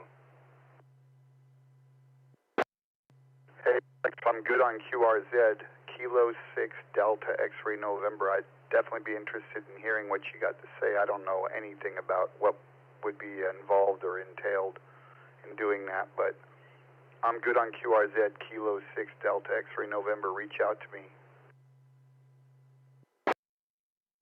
I am currently mobile driving. Can you take a number? Yeah, I could do that. I could do that for sure. As follows: 530-830-8368. 530-830-8368. Okay, 530-830-8368. That's correct? That is an affirmative. I'm going to shoot you a quick text and just get back to me whenever you get a chance. Thank you, Alex. Absolutely. Sorry about that, Brian. Oh, no apologies. That's one of the reasons we're here, to connect people up and people of common interest, and yeah, absolutely. And then also know a member of our group as a pick and pull, and so yeah, might be projects that some folks would be interested in working on together. All right, Simone and Alex, you guys have a wonderful day, and thanks for checking in. Greg, KO6TH, good morning. Good morning, Brian. Good morning, everyone. Greg, KO6TH. A lovely morning. I'm watching The sun as it comes up, casting shadows across my solar panels, waiting for them to get into full sunlight, getting some good power. This is the time of year for solar power because it's nice and cool outside, and the sun, the leaves haven't sprouted on the trees yet, so there's no shade from that. Yeah, nice clear days. It's a good day to generate power. 1.7 something kilowatt hours yesterday, just for the two panels. The cable, the USB extension cable, arrived last night. It worked perfectly, so I think I am good to go for Friday, and we will see. We'll see what happens. It has a power little power module you can plug into it on the far end of the cable, which is annoying. But then I realized, that just powers the downstream device. So you don't even need that if the thing you're hooking into it is small enough. One webcam is not going to bother. Not going to need any kind of power adapter at the far end. So anyway, yay. And what else is today? We've got I think the tree guys coming to remove some diseased bushes that are just general cleanup around. We have an oak tree that's been stressed, and not by the neighbor. This was actually their doing. And they pruned a little bit too much off of it. So we're going to try to alleviate some of the other stresses around the area and get rid of a big set of pyracantha. They were put in there for a barrier, and they have served that purpose. And now there's a problem. So they are coming out. Wish us luck, and on with the day. KO6TH. Oh, and of course, in the shack tonight. KO6TH. First of all, in the shack this evening, 7:30 p.m. Pacific time, and that's on the Zoom room. If you'd like to drop on by and see what's going on, what projects are going on in our shacks, drop on by. It's a fun event to be on Zoom and see projects that other people are working on. So that's head on over to the club website, W6EK.org. Click on Join Zoom Meeting and join us this evening, 7:30 p.m. for In the Shack. Well, glad to hear that cable is going to work for the camera. And, that's always USB voltage can take a significant drop, so I'm glad to hear that cable is going to work well for you. And Doug, W2VX, had shared with me a video of a big oak limb that would have killed and crushed a car falling in his neighborhood a week or so ago. So, as the sap flows up these oak trees, any stress can turn them into pretty deadly things. Oh, wow. That's a good warning. I think my trees were in pretty good shape, other than that one that's stressed into fried. It's just lost a bit too many leaves, so we got to be nice to it as it recovers. But, definitely those things are heavy. Anyway, on with the day. And let's see, tomorrow is we got the board meeting, and then Friday the meeting. And what else? Messing with OpenCPN right now, trying to get a map to render properly. We'll show it tonight. Maybe somebody has played with that software. And then, let's see, what else? I don't know. Just putt around the shack here. KO6TH, back to you, Brian, 73, and everybody have a good day. Okay, I'm not familiar with OpenCPN, and I just looked it up. Free software maritime chart plotter and navigation software. So I'll have to look at that. Definitely wasn't around when I was playing around on boats. Very cool. Thanks for sharing that. OpenCPN. And looks available on many platforms. Very cool. I'm going to read up more on that. You have a wonderful day. Yeah, good stuff. And very flexible. Basically, it's a central hub and map for everything. And I've got it on a little Intel NUC-like computer. And I can move back and forth between here and the boat. Right now, it's on the table next to me. Anyway, 73, we'll talk tonight. KO6TH. boy, yeah, things that used to cost us hundreds, thousands of dollars, plus you'd have to buy a map for each region you go into. I guess the question would be, hopefully that the mapping are kept current, and wow, this could be a considerable cost savings for anyone. Very cool. Thanks for sharing that. Open CPN Maritime Software. Hey, good morning. Let's see. Up next would be AD9CA. QRZ calls you Michael. I think that's Mike. It's been a while since we talked. Good morning.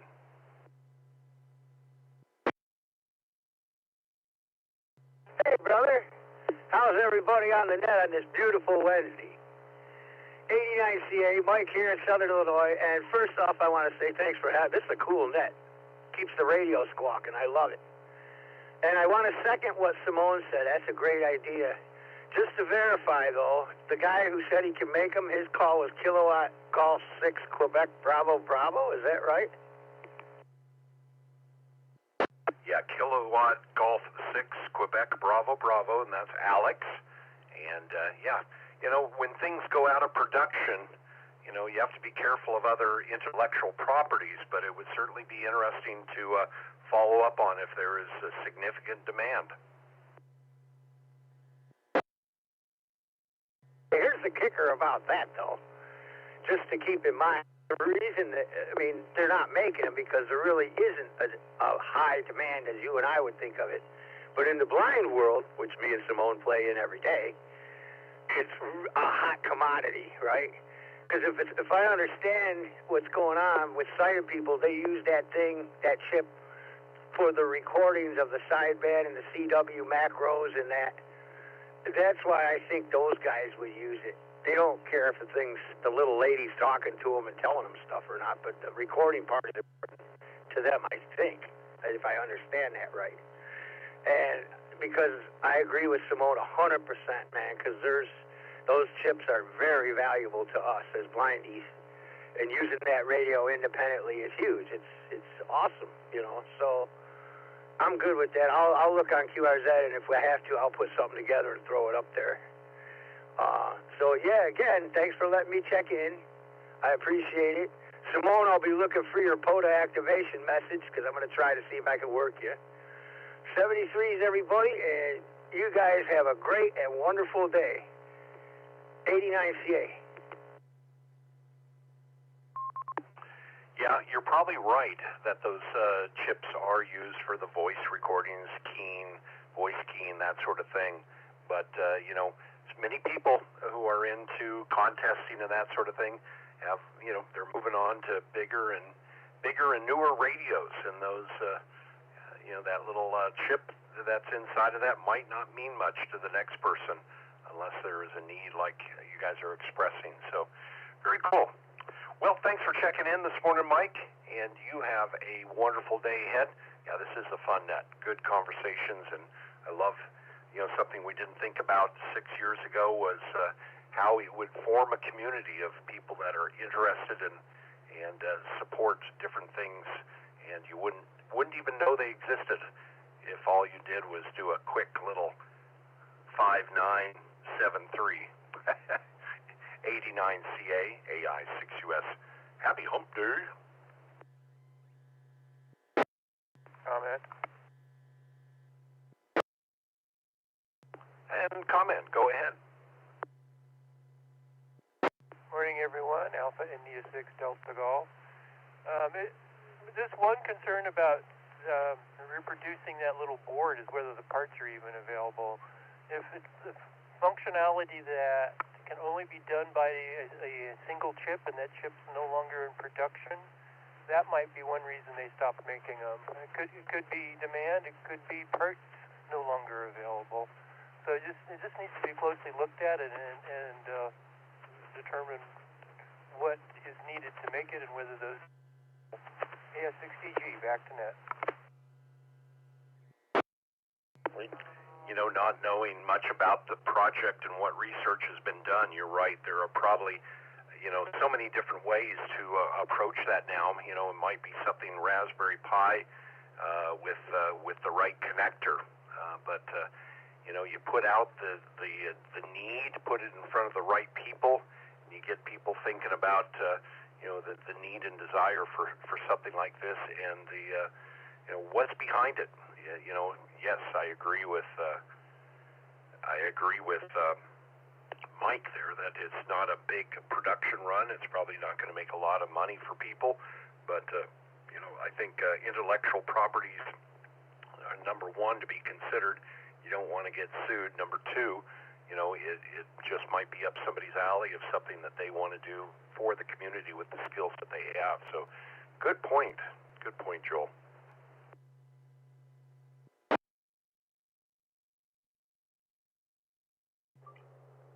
Check-in. Yeah, we'll be taking check-ins here in a few minutes, so thank you, and go ahead and just stand by if you would. All right, clearing with AD9CA and clearing with AI6DG. Nice to hear you, Joel.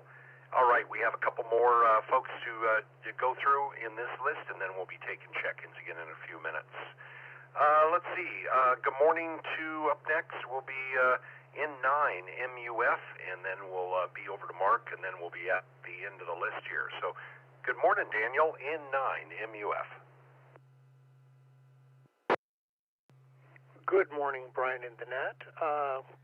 Definitely a dreary day here in Chicagoland. Gray skies. We had some severe thunderstorms last night. Did not get the tornadoes, but we had everything set up so that we could get to the basement and a flash if we needed to, because there were warnings that could be the case. Didn't really look at much news this morning. I was one of those hangovers from the daylight savings time. I think I slept up right till an alarm clock went off this morning. That doesn't happen in my world. Alarm clocks start my day off in a very taboo way, so I'm usually up and turn it off before the clock goes off. So I didn't have any time to look through the last evening's events. Did you have any significant severe weather in your area? Oh, absolutely. We had thunderstorms, no hail, but there was some softball-sized hail to the south of us, and some a little further east of us as well. Yeah, that's the kind of thing that can, unless you have a bubble around your car or truck, that is pretty disastrous stuff. That size starts punching holes in roofs. It absolutely does, and there have been reports coming in all morning throughout northern Illinois about the damage that the storms caused overnight. And Joliet is part of Tornado Alley here in Illinois, so anytime we're kind of ready for a gallop to the basement, and got a little more ready last night due to some of the predictions. It wasn't that it was going to happen, but that it was absolutely possible. I spent a little bit of time in Kansas City one summer, and then a lot of time in Florida. And the one thing about tornado area in the Midwest is, those things, most of the time you have an indication that something might be forming, but just how they can sneak up on you, as bad as the earthquakes might be, or the threat of wildfires, it's nothing compared to living in Tornado Alley. And that constant awareness and alertness. What type of technology do you use to keep aware?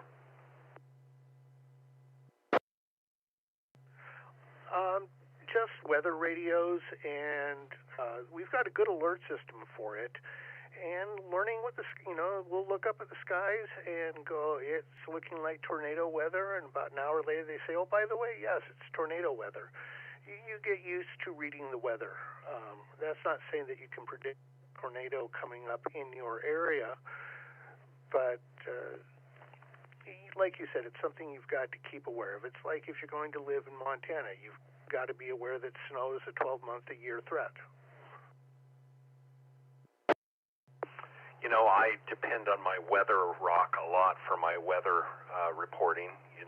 Rain, wet rock means it's been raining, etc. I just don't want to be around when that rock would blow away.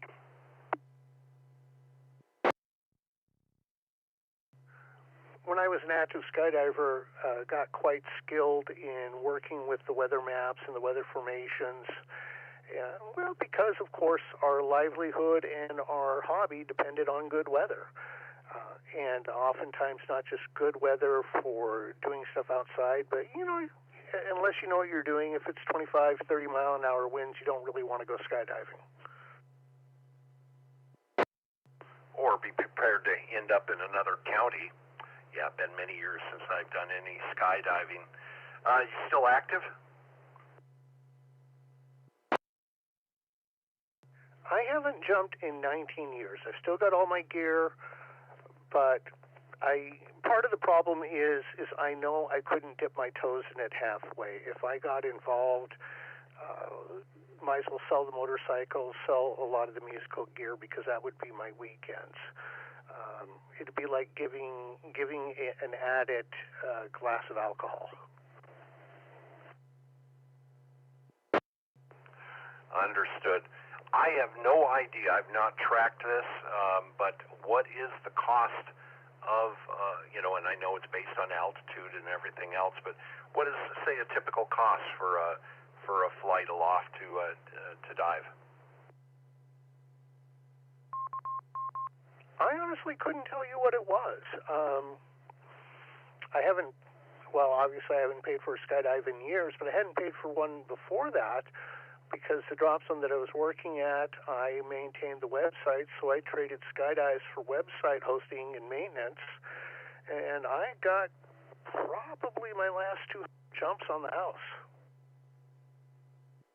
Comment? If at first you don't succeed, skydiving is not for you. Go ahead, Brett.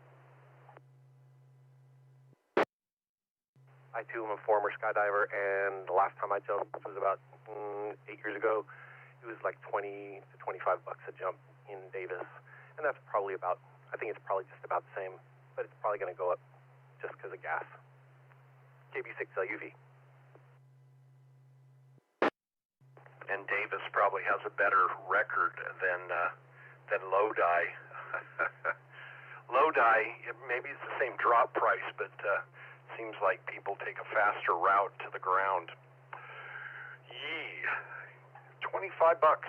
Yeah, be kind of interesting to find out how the cost of fuel and insurance and everything has affected that industry. Thank you very much, Brett. Well, Daniel, there you go. He's dangling a big carrot in front of you. If you haven't used the gear in 19 years, though, I probably would really have a good checkout and probably replace a heck of a lot of lines. That would be the beautiful part about it, is I'd have to have it checked out. By the standards, I'd have to have the reserve chute repacked, and of course in doing so they would give it a full checkout. But not too worried about it. Paracord is very solid material. It's just, as I said, wouldn't just be the cost of the rigging of the repack, and the individual cost would be am I willing to sacrifice my Saturdays and Sundays and pretty much give up on everything else? Because that is exactly what would happen. There was just something about it that was all too wonderful, and while I gladly gave it up to be with my son, I'm not going to say, hey, you're 21, see you later. Comment. Go ahead, comment. KB6LUV, just looked up on the Davis website. It's $35 a jump for experienced jumpers, and that's to 13,500. KB6LUV, 73. I'm glad you who know the websites and know information share so freely. That's not a bad deal. $35 fee to get to 13,500. Maybe I'll just book a flight and go up there and do some aviation mobile work, fly up and down. There you go, Daniel. Yeah, that's a big carrot to be dangling in front of an addict. That's why I don't even go near an airport. You smell that jet fuel and hear the flutter of the canopies, and it would be all over. Yeah. No, I have not done that in so many years. Believe it or not, I took a class in college. It was either that or underwater basket weaving. And I thought, jumping would be a fun course to take. Good use of my college funds.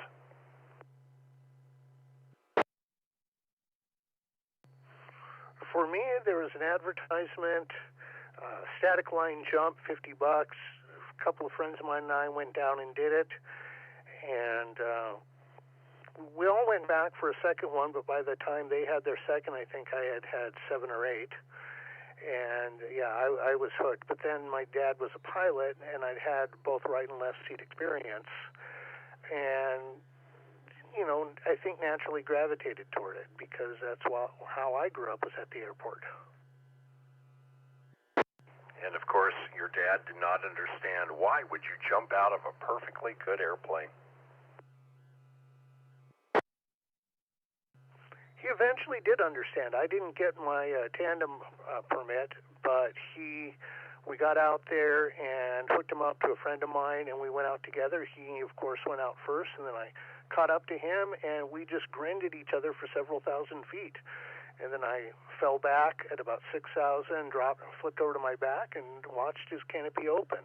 And he had the biggest smile on his face when he got to the ground. Yeah, big smile with the jowls a flopping in the wind. Yes, indeed. Several years ago, I did a interview with the Flying Elvi. Don't know if you're familiar with them. A group of Elvis impersonators who jump, and their helmets are a nice coif of hair, emulating Elvis. And I got to go up with them and shoot their dive and everything. I did not join them on the way down, but I did join them on the ground for a post-event jump, and I think that's the last time I've been around skydiving. But the Flying Elvi. Absolutely aware of them. What they do, of course, is very cool. Let's see, what else? Plumbing. To me, I've always been more amazed by plumbing rather than electrical. I think growing up on a farm, of course, the electrical was more amazing because it was more fragile. But then getting to the city, and you get into a large city, and then you start to realize how amazing plumbing is, both providing potable water, but figuring out what to do with the wastewater. To me, of what we've got in modern society, I think we tend to underappreciate plumbing. I grew up in the U.S. I did not, other than trips to Canada and Mexico until I was, in my 20s, I had not left the country. First place I went was Haiti, and landing in Port-au-Prince and driving from the airport to the school I was going to be teaching at. Gave me great appreciation. I just remember the recoil from the stench of, and just seeing, the open water, which they called a creek or a waterway, where that was the disposal system. That was where they washed their clothes and everything else. Understood then the impact, where so many children never make it into adulthood just because of water. But I just remember the way that they got rid of their waste products. It made me appreciate a good storm drain, that smell sticks with you for a lifetime. It absolutely does. And then moving along, let's see, amateur radio. Just a reminder, it's VAR AC Wednesday today. Everybody I see usually on the bands are active, so if you haven't tried it out yet, it's a great day to get on the air with VAR AC Wednesday. And I also received a request to start doing traffic handling for Joliet. I had sent a fair amount of traffic up, and he reached out to me and said, well, you're in Joliet, and you seem to be willing to handle traffic. Would you like to step up and be our Joliet traffic handler? So I've got to think about that, take a look at what the training is. Of course, it's a self-managed training, and it was something on my would like to do list. So we'll see if that's. Now, what does I'm not familiar with the structure of the VAR AC Wednesday event. What does that entail? And is this like radiogram traffic? VAR AC Wednesday and radiogram are very definitely two separate things, and at this point, VAR AC is not part, as far as I can tell, of any traffic handling system. But what VAR AC Wednesday you do is there's an email message that you send up. So you've got to connect to another gateway that is a mail handler, and you send up a message with your call sign, your county, your state, whether it's HF or VHF, and then your GPS location. And send all that with a specific header on your email message, and you get put in the logs as having participated in VAR AC Wednesday. 20 and 40 meters are both very active right now, so it's a good chance to get on. If you just do a search for VAR AC Wednesday, you'll get all the details on the exact format of the message that they're looking for.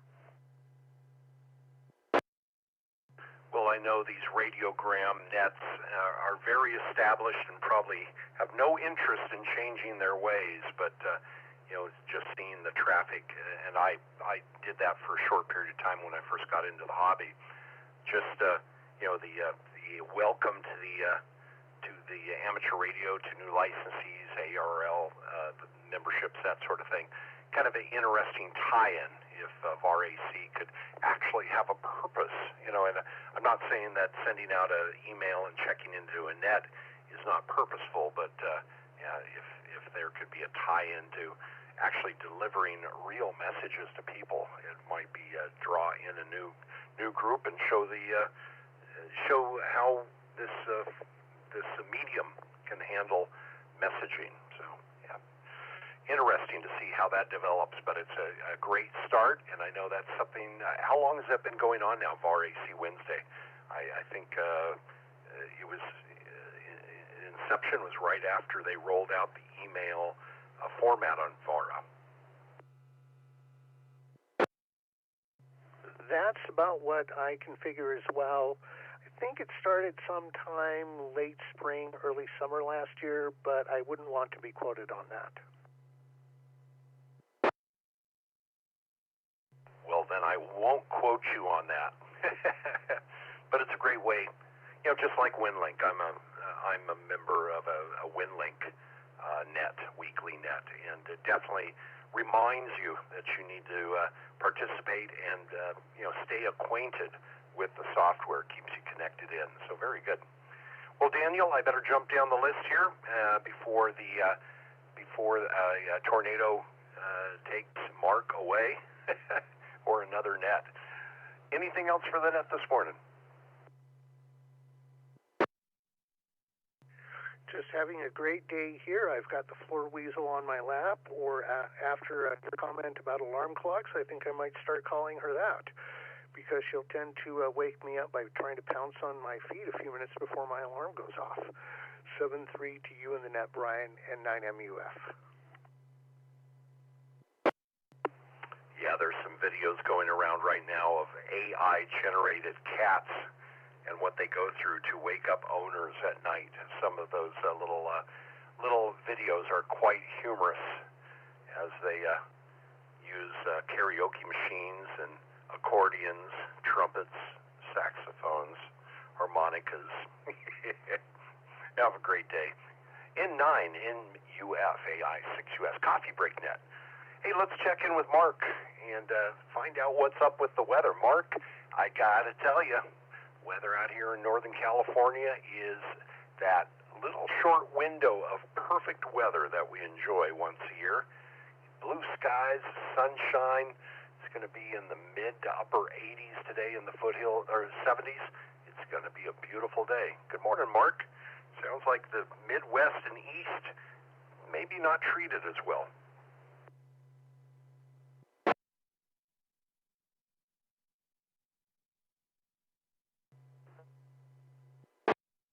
Weather buff I am, I would have to say that California is boring. But you're right. You're right.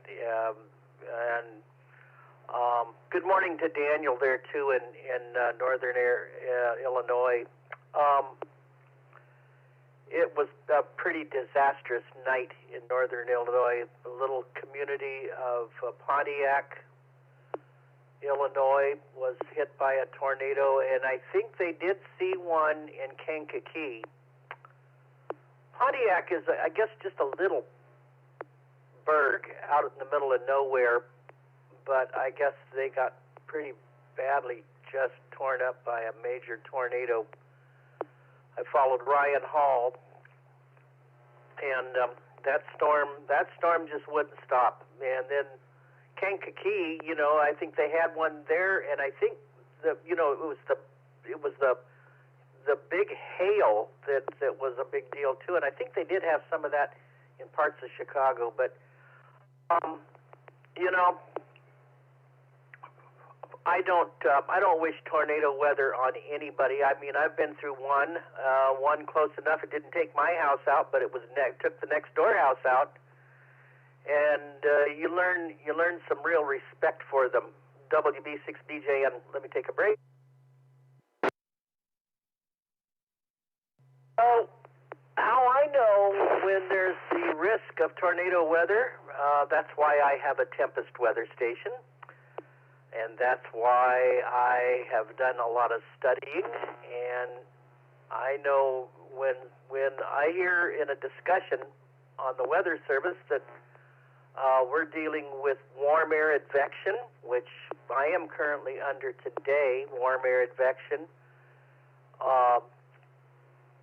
and when the convective available potential energy is at 1,500 to 2,000 joules per kilogram or higher. The higher the CAPE, the more possibility that there's tornadoes. And I learn about wind shear. That's wind direction which changes with height. All of those ingredients, plus the warm, moist subtropical air connecting with colder air that comes maybe down from Canada, you have all of the ingredients for a very dangerous situation. And that's what's been going on with false spraying in the Midwest and parts of the Mid-South there. Back over there to you for any comments, and then we'll talk about what's going on there. Go ahead, Brian. No, I'm glad that we rarely see those type of events out this way. One of the fortunate things about California, we may have other things that shake and boil us, but like I said, I would rather not live in the tornado area just because of the constant awareness that takes. So, yeah, definitely. And then the hail damage can be incredible to anything. I saw some devices that have come out in recent years that can be deployed within a minute or two to protect vehicles. Puts a big bubble over them. And quite interesting, the creative ways that we take care of controlling the damage. And I just thought, big bubble over the top of the vehicle. Hail would bounce off of them and probably end up coming through my front window instead.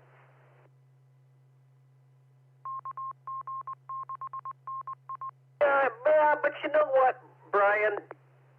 you hear a lot of things in the media that overdo, and people have to prepare for fires and evacuate like they do in hurricane areas, and that's what happens in California. You know, I wouldn't.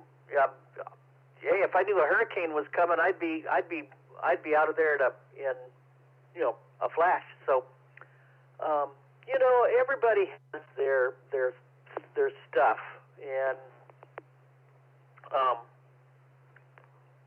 I don't know.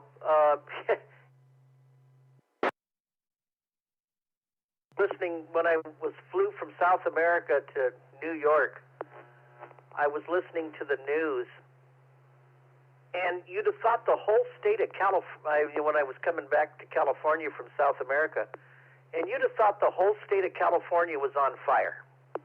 I mean, that's the way. That's what happens sometimes. Is the media will take a story and they will run with it.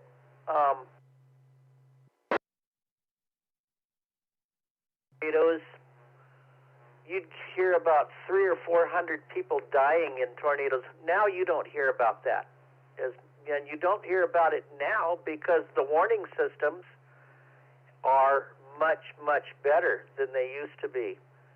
Yeah, they had a tornado in Michigan, some tornadoes in Michigan last week.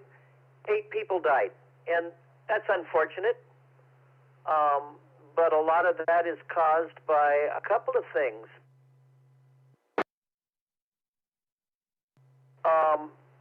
You have some people who, rather than go to shelter when they're told to go to shelter and warned to go to shelter, front porch and take a picture of it while it's coming toward me, you know.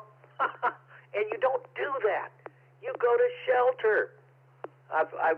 Now I'll get off my soapbox, but there are people who do that, and that's just you don't do it. If they tell you go to shelter, then you go to shelter. If they tell you to evacuate because you live in a fire area in California,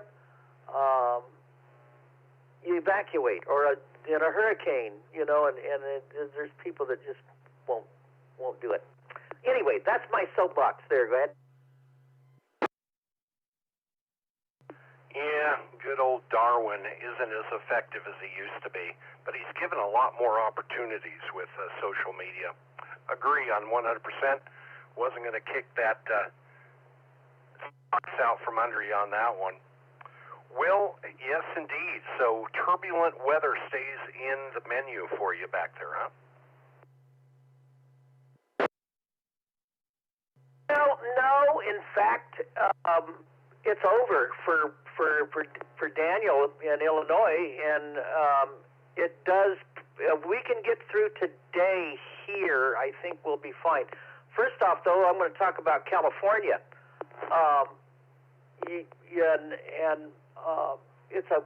It's absolutely beautiful in California. I have to agree with you there.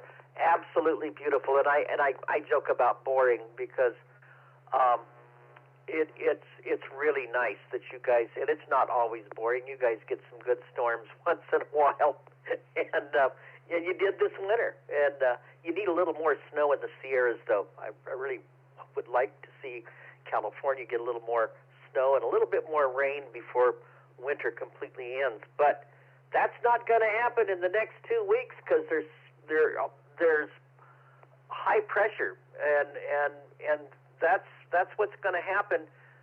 It's going to get colder in the east like it did around Christmas, and that's going to cut off the severe weather because that gets rid of the warm subtropical air, because the polar vortex is going to be the main feature again.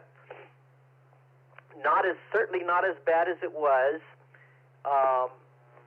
in January, because it's not January anymore. It's March, and the sun is at a different angle, and it's warming up, and things are more progressive. So you'll see it warm up a little bit after this moves through, and then there's another front over the weekend that's going to come back and affect us, and that's going to deep and low pressure on the East Coast, and there could even be snow, even in the Midwest. Even Daniel could get a little bit of snow. Michigan's getting freezing rain behind all those severe thunderstorms they had last night. Let me take a break. But when I get up in the morning, and it's 70 degrees or 73 degrees at 2 o'clock in the morning, that tells me something's up yet. And that means the cold front has not passed me yet. So I could still get a line of thunderstorms today that if I'm in the wrong place, there could be a spin-up tornado. I really don't think that's going to happen, but I have to be aware of it and that it could happen. And if I'm told to go to shelter, I go put as many walls between me and it as I can, and lay down and pray that it misses my house. So that's what's going on. And then I'm also excited because I'm getting this nice package in the mail later on. And I have to agree about the voice boards. We really need those boards. They may be a novelty and may not be a big deal for sighted people, but that's the way we read the screen, man. So, and Simone's listening. I should get a package in the mail today. I just wanted to run that by him. Anyway, back over there to you. Nice weather for California. One more day of showers and thunderstorms here, and that's also going through Ohio and parts of Indiana, and also into Louisiana. But then after the cold air comes in, that should shut it off for a while, and we'll have some nice days and some colder nights and some cold days, and maybe they're even talking about some snow showers here on Sunday night, if you can believe that, and it's been in the 80s. Back to you there, Brian, WB6BJ. You know, something that I was thinking about, since you guys have been talking about the 590S, et cetera, with the voice chips in them, is so many things are now coming out for the SDR radios. And I know Patrick into DYI had been talking about the integration. I guess he was working with somebody who is doing accessibility integration, and so is Noel, which we haven't heard from Noel in a long time. But yeah, like Dog Park SDR, Smart SDR, I know supports many voice operation and accessibility features. So, you know, I think part of the focus needs to be, I think one of the older Flex radios, for example, a 6300, can probably be purchased for the same price as a 590, and you're now into a software-defined radio experience. So, that's something to think of when folks are allocating their resources. That a lot of these new SDR-based radios are supporting accessibility.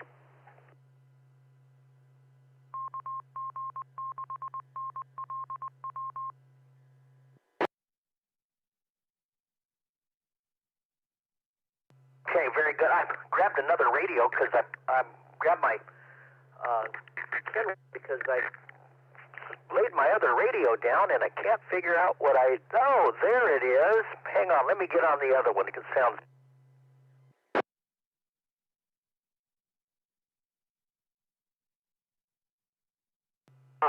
This is better. Yeah, WB6BJN.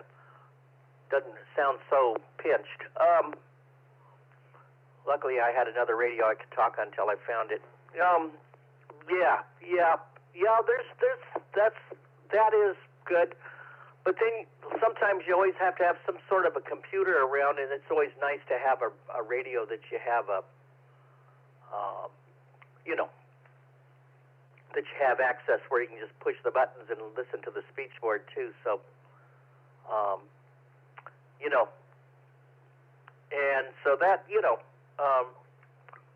to where a lot of this stuff with computers, you have to poke it in on a computer. You have to have a computer around with you. such as, free DV. And I'm going to get into that too. And I'm going to try to get into some FT8, and I'm getting a cable for that, and it ought to be a lot of fun there, Brian. When you lost your radio, the cartoon of there's a cartoon out there, I think it's a Far Side of an obviously larger woman, obese, nailing up a lost dog sign on a telephone pole, and poor dog was stuck in the crack of her. Yeah. So don't tell us where you found your HT. Anyway, a lot of great modes. I appreciate the fact that, like you're talking about, you like the knobs and switches out on the front. But these SDR radios are tablet accessible. You don't need a full-powered computer or anything for any of this stuff. So, very good. Glad to hear you're going to be exploring some of the digital modes and digital voice and digital features. So, that should be fun. Something new. It's a diverse hobby for sure. Well, back over to you, sir. Thank you for the weather report. I hope that radio arrives in great condition. Well, I'm sure it will. It's like I can't wait for it to get here. It's supposed to come today, but at least that's what the tracking information said. So we're banking on that. Brian, you have a wonderful day. From Sarah and I wish everybody a blessed day and hope everyone is good. And we're saying lots of prayers that this little storm goes through here and doesn't cause us any damage. I have heard no warning signals from the TMV71A has a thing on it that you can set up so that it'll actually sound an alarm for the National Weather Service and take you right to that frequency. And it has not gone off yet today. But what makes me nervous is the fact that it's so warm and so humid. And I hear lightning crashes on the broadcast band, so I'm thinking there must be some storms that are slowly headed this way. So, wish us luck there. Talk to you later. I think we'll be okay though once we get through the main hard squall area. WB6BJ. Well, when your radio doesn't squawk, it makes you want to think, I better check the batteries and make sure things are switched on right. Well, stay safe. Thank you, Mark. WB6BJN, AI6US Coffee Break Net. Of course, the Coffee Break Net is here every day of the week, 7:30 a.m. to 10 a.m. Pacific Time. And a correction, that would be 1430 to 1700 UTC. Thank you very much, Tony, for that correction. And, Coffee Break Net, of course, is where the sun is always shining, the birds are singing, and the fish are jumping, despite what the weather forecaster, Brian Y'all, has to say. It's a state of mind. Good morning. Let's go ahead and take a round of quick in and outs, and we'll be kind of probably wrapping up the net with quick in and outs. Who's out there this morning? Welcome to the Coffee Break Net. 6 DCL.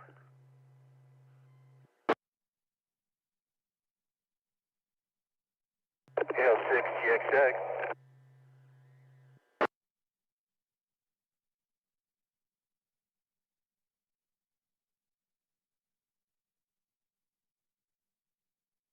All right. I heard one RF station, but a lot of road noise, and I did not catch your call, but I did hear Dave in there, K6DCL, and the RF station.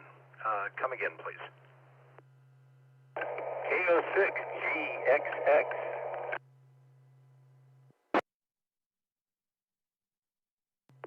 All right, KO6GXX. Good morning, Marty. Good to hear you coming in this morning. And let's see, did I miss anyone? And then we'll head on up and see what Dave is up to first. Did I miss anyone?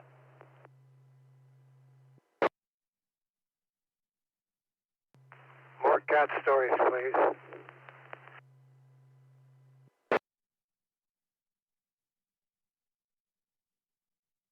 Didn't catch a call sign, caught a comment.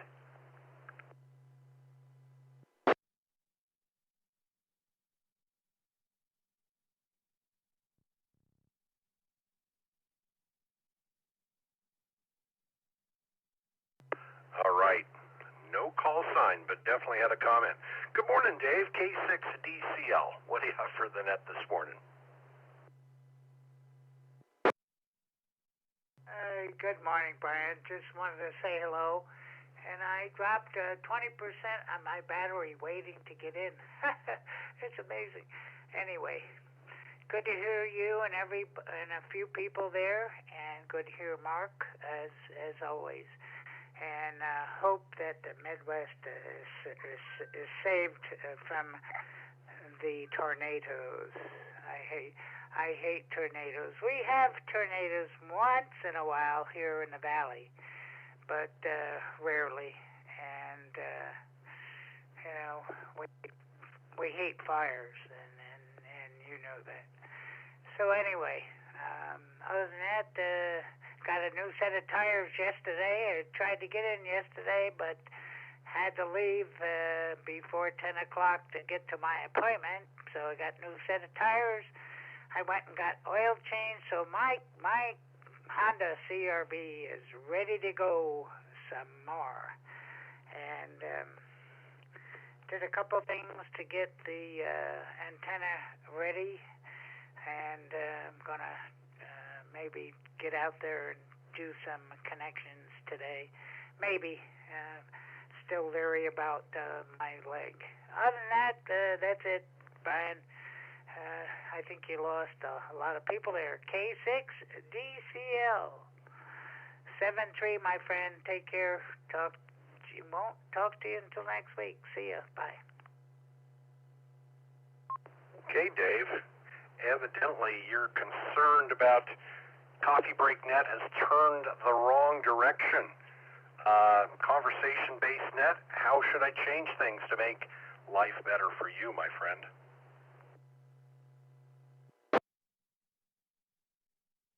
My life couldn't be any more better. I'm, coming up on 81 years old here in a few days, and I'm feeling good. So how good have I? Whoa, how good could that be? K6DCL. Thanks, Brian. Appreciate it. Well, what I heard you say is you've lived 81 years and you don't have time for the small talk. Dave, have a wonderful day. K6DCL. New shoes and a lubrication. You're good to go. Have a great day. K6DCL. Good morning to Lucy. K06GXX. Good morning, Marty. Really enjoyed your fox hunt that you hosted a couple of weeks ago. Good morning. What do you have for the net this morning?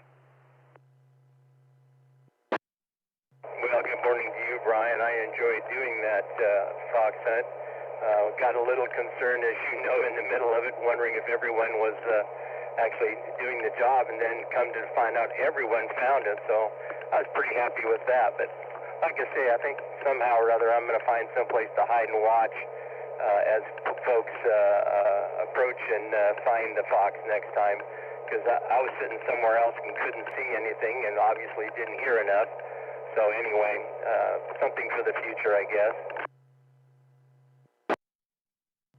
Yeah, I've often enjoyed watching people hunting around, but unfortunately most of the time I drive a big, very recognizable red truck, and people use it as a way to find the fox. Well, I've used it to distract people as well.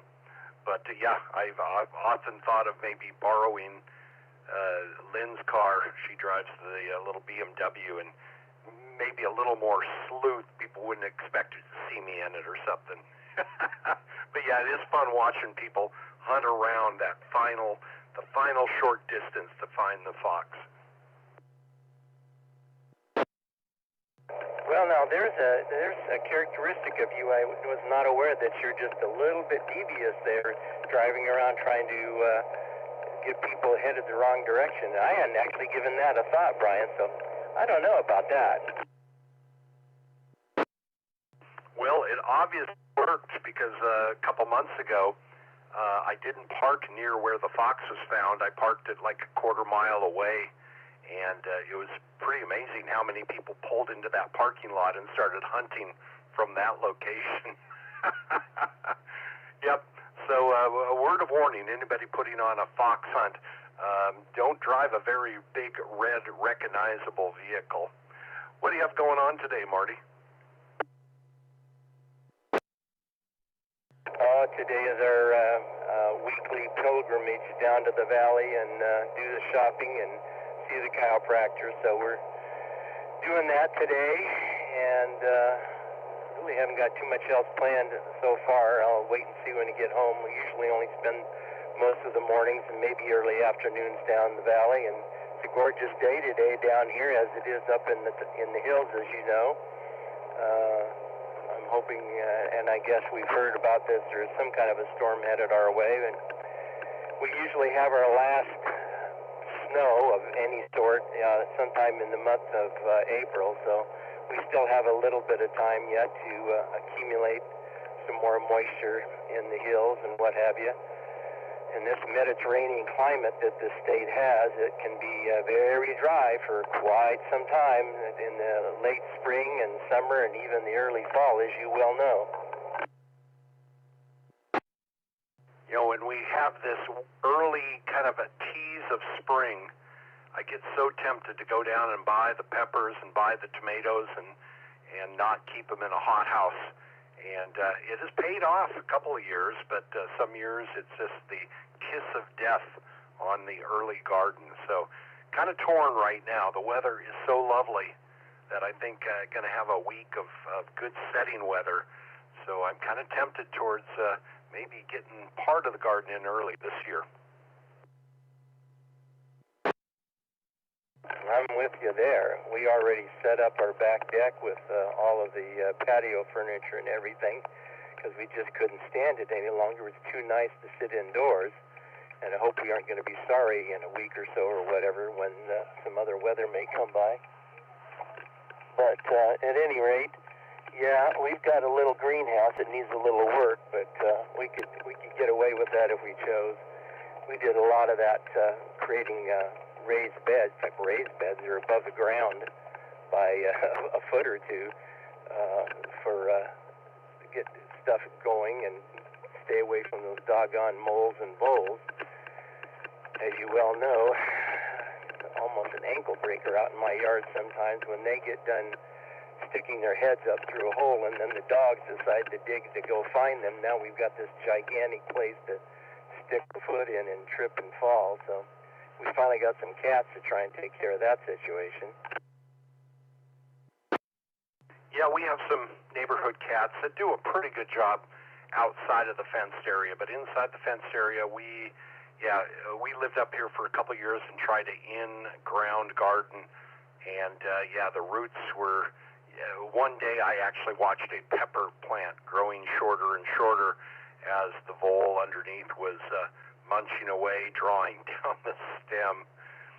So anyway, we do all raised bed and have hardware cloth underneath of the beds, and that keeps the voles and moles from coming through and eating the roots out. Yes, we have to fight for every delicious thing we harvest up here, it seems. But instead of making wooden raised beds, our raised beds, I got some of the 36-inch culvert, poly covert, and just cut up, about 6 rings. And so each bed is one of these 36-inch culvert black rings. I'm thinking about painting a couple of them white this year because unless you use shade cloth, they can get, I think they might overheat the roots some years. But yes, indeed, we probably pay a heck of a lot more for our peppers and tomatoes, but it's fun to grow. That's definitely a problem. I get it. Now, we did an orchard one year and spent quite a bit of money, firstly, trying to get an irrigation system that would continue working. We finally got crazy and ran 2-inch line down to 1-inch feeders out there with regular sprinklers because nothing else would keep clean and all that. And then, of course, we grew all these fine fruits, only to find that the birds would attack the cherries on the exact day that they were ripe and decimate the tree. And then a little later in the year, the raccoons would decimate the apricots. So I'm afraid we were never going to live long enough to get our money back. I feel your pain. This last year I went out and bought netting to protect the grapes. The birds will just pick them dry, and really did well against the birds. But then the raccoons found their way through the net, and Lynn was looking out the window one morning, and she says, the net is just shaking. And she said, oh my gosh, there was a family of raccoons in there. So we went running out of the house, and they freaked out and ran through the mesh, tore it to shreds. Yeah. But we got more grapes than we ever have. But the raccoons really appreciated that we saved them, the grapes, from the birds. Marty, you have a wonderful day. A safe drive into the valley. Well, thank you, sir. We appreciate it. You have a great day, too, and all that's out there listening. We're already at our destination, so we'll say thank you, and 7/3, we'll be clear on this one. KO6GXX. Marty, have a great day. Clearing with KO6GXX, I'm Brian, AI6US, and this is the Coffee Break Net.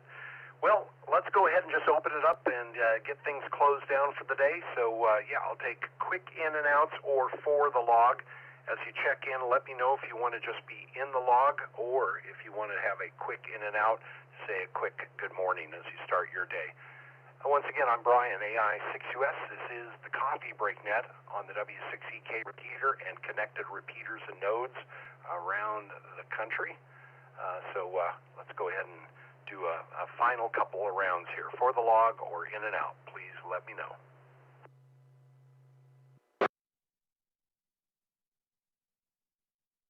Whiskey Bravo 6, Golf Uniform Yankee, Jolo for the log. Whiskey Bravo 3, Charlie Sierra Yankee for the log. Thanks, Brian. Kilo KA6UAI for the log.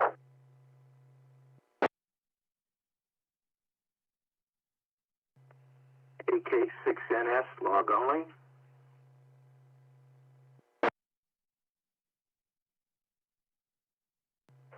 A4LGI, log. AI6LZ for the log.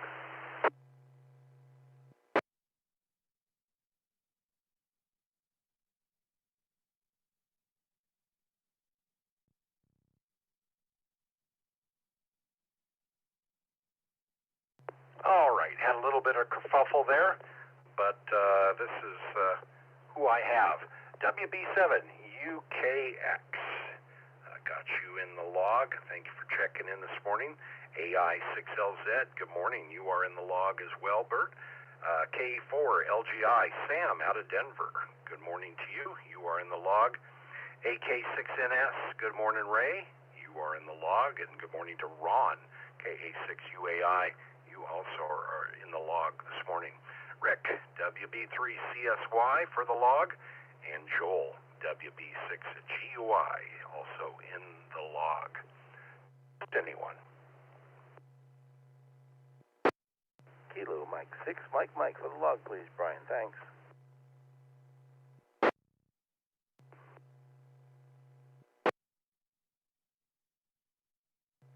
KB6ED for the log.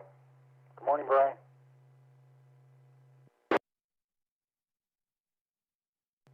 Kilo Delta 6, Hotel Oscar November for the log. Thanks, Brian.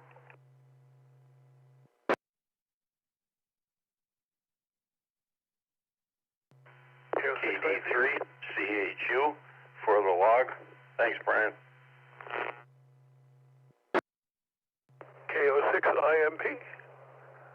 in and out.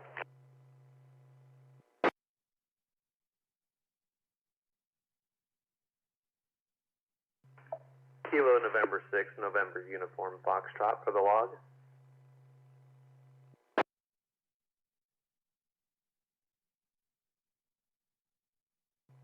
Good morning. The time is 10 a.m.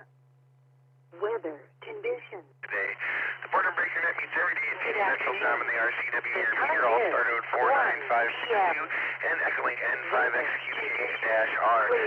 Direct net, all faster net control on all stations are welcome to check in. We'll take multiple rounds of check-in, so if you don't get in the first time to... All right, K4BMI, you have us bridged into another network. Appreciate it if you would drop the bridge, please. K4BMI, Orlando, Florida. Please drop the bridge. Okay, this is who I copied. KN6NUF. Good morning, Joshua. You are in the log. Good morning to Matt. Excuse me, K06IMP for in and out. We'll be right back to you. Good morning to KD3CHU. I believe that's a new call for me. Your name and location, please.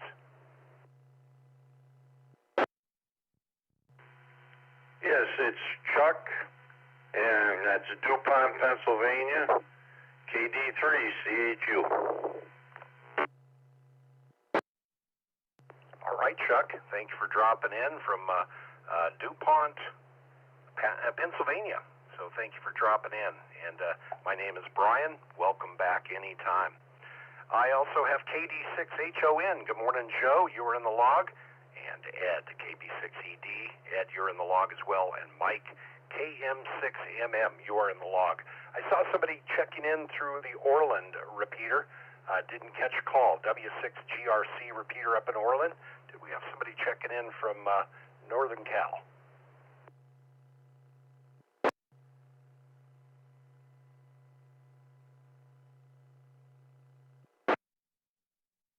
Yeah, got a good carrier, but no audio from you. So W6GRC repeater. Do you want to try that again, station? Carrier only, no audio.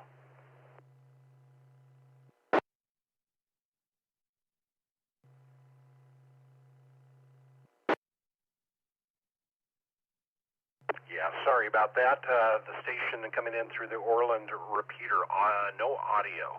All right, let's see. Let's check in with Matt. Up in, I think, Williams, aren't you, Matt? Or maybe you're mobile today. K06IMP, what do you have for us this morning, sir? Good morning, Brian and the net. Not too much. I mean, all kinds of fun. Been playing with, doing some FT8 on 10 meters. Last couple of days, well, last night wasn't that great, or yesterday wasn't that great, but the last couple of days before that, 10 meters was just on fire for me. I was working South Africa, Asia, you name it. A little bit of Europe, not too bad. But yeah, a lot of fun out there. The old FT8's certainly working. Yeah, running my FT710 with my my homemade antenna, my dipole. And so when it went to doo-doo, I just walked out, changed it to another band, went back over to 20 meters. So that worked out really nicely. Once again, looking forward to the swap meet, and did want to throw in there, I am good for setup and throughout the day, but for teardown, sadly, I am otherwise committed. My wife reminded me that we have something going on, so I just wanted to throw that out there. I'll also let Jim know that. So this is Matt, K06IMP out here, still staying out at Lake Minden near Nicholas for this week, and enjoying it. Thank you, Brian. Back to you. All right. Very good. I'm going to have to look up. Fill me in. Where is Lake Minden? Well, first of all, lake is a very charitable term. It's a little Thousand Trails RV park out at basically Nicholas, California, right there in 99, just below the Bear River. And there's not much lake. Basically, Yeah, somebody played with a bulldozer and built a, I don't know, probably 20 or 30 acre impoundment. But, paddle boats float in it, fish swim in it, so I guess it's a lake, at least in their eyes. Yeah, I've been to many of those little lakes, and they can be quite lovely, especially in the summer. They warm up really nice and good swimming lakes. Well, you have a wonderful trip there. Yeah, isn't it awesome when 10 meters opens up? I even heard Bouvet coming in on 10 meters. Unfortunately, so did everyone else. Yeah, I thought, boy, it'd be kind of cool to get Bouvet de-expedition on 10 meters. It's a perfect time of the sun cycle, and we'll be looking back on this time of the cycle in a few years, reminiscing about how 10 meters was open to the world. Have a great day, Matt. Enjoy your camping trip. KO6IMP AI 6US 73. 73, Brian. Thanks much. And you guys all have a wonderful day. All right. I'm going to go ahead and do last call for check-ins for the Coffee Break Net as we get her shut down for this Wednesday. Last call for the log, Coffee Break Net. This is Kilo Bravo 7, Delta Foxtrot Papa, KB7DFP, mobile in Twin Falls with lentil soup.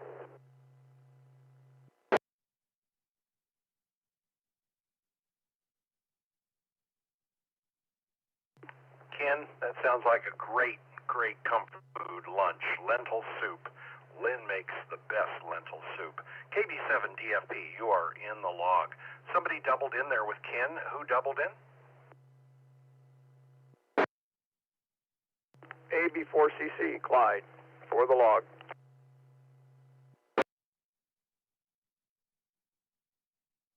All right, Clyde, got you in the log there. And for anybody out there, Clyde is the W6EK Repeater trustee. Thank you very much, Clyde. How, I'm not going to let you off that easy. Kitchen remodel, how's it going? Well, whenever you start to remodel something, you always never know what you're going to find. It's going along pretty well.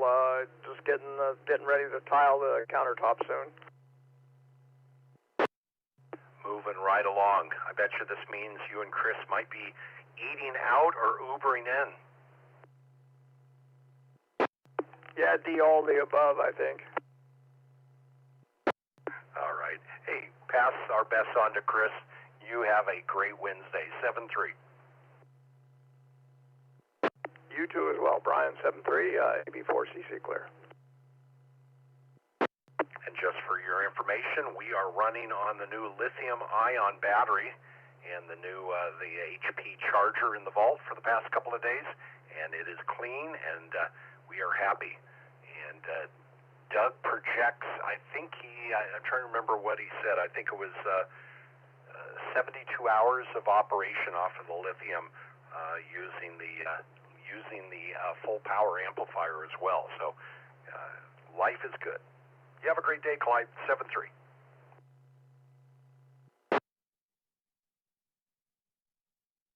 This is going to be last call for the log for the Coffee Break Net. Coffee Break Net on the W6EK Repeater in Northern California. Last call for the log. Any takers?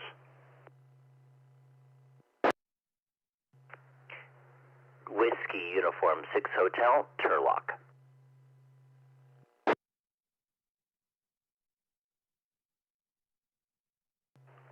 Whiskey Uniform 6 Hotel from Turlock. Man, you sound happy to be in Turlock. Have a great day, Ryan. 7-3, dude. Turlock, California. I know. Work took you there. Good morning. Hey, I hope you had a wonderful morning. This has been Wednesday morning all day long, March 11th, 2026. We've had some fun conversations, some good information. I'll throw it out one more time that K6DXN just let us know of a need for the Kenwood VGS1 voice chip modules. So if you have one that you're not using, maybe it's in a radio that you don't use anymore, and would like to donate it, they are trying to, rehome Kenwood 590 radios into blind hands. So if you have one of those voice modules, the VGS-1 for Kenwood, reach out to K6DXN and let them know what you have. Be reasonable or fair on your price.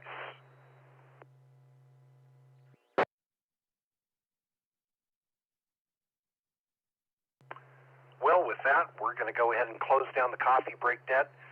The Coffee Break Net, where the sun is always shining, the birds are singing, and the fish are jumping. This net sponsored by the Sierra Foothills Amateur Radio Club. Drop in tomorrow when Theta, W6E, and Gerry, EWF, and Gerry, W6E, will be your net host and conversation facilitators. And then join us on Friday when Aaron, W6EK, will be the net control host and conversation facilitator. So, we'll look forward to Aaron being our host for that. With that, I'm going to go ahead and just wish everybody a wonderful, wonderful day ahead. Remember, this Friday will be the club meeting at that's March 13th, 7:30 p.m. at the new location, Placer County HHS Conference Center. That's also known as the Auburn DeWitt Center. Easy access off of I-80. Take the Bell Road exit. Beautiful new conference facility, secure parking.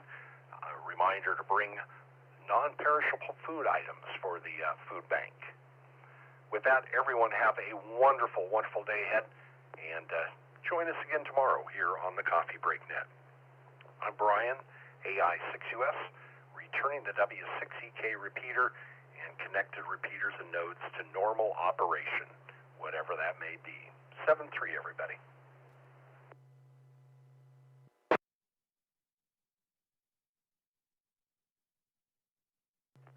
AI6US, this is K4 BMI. Yes, sir. Good morning. K4 BMI. Got you. A little earlier, I think we were bridged into another net. Just wanted to give you a heads up. Thanks for addressing that.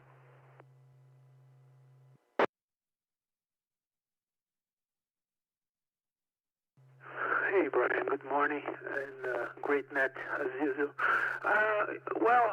Actually, just try to understand what happened because I have no idea, to be honest to you. I was in the background listening to the net, and then I heard you saying that.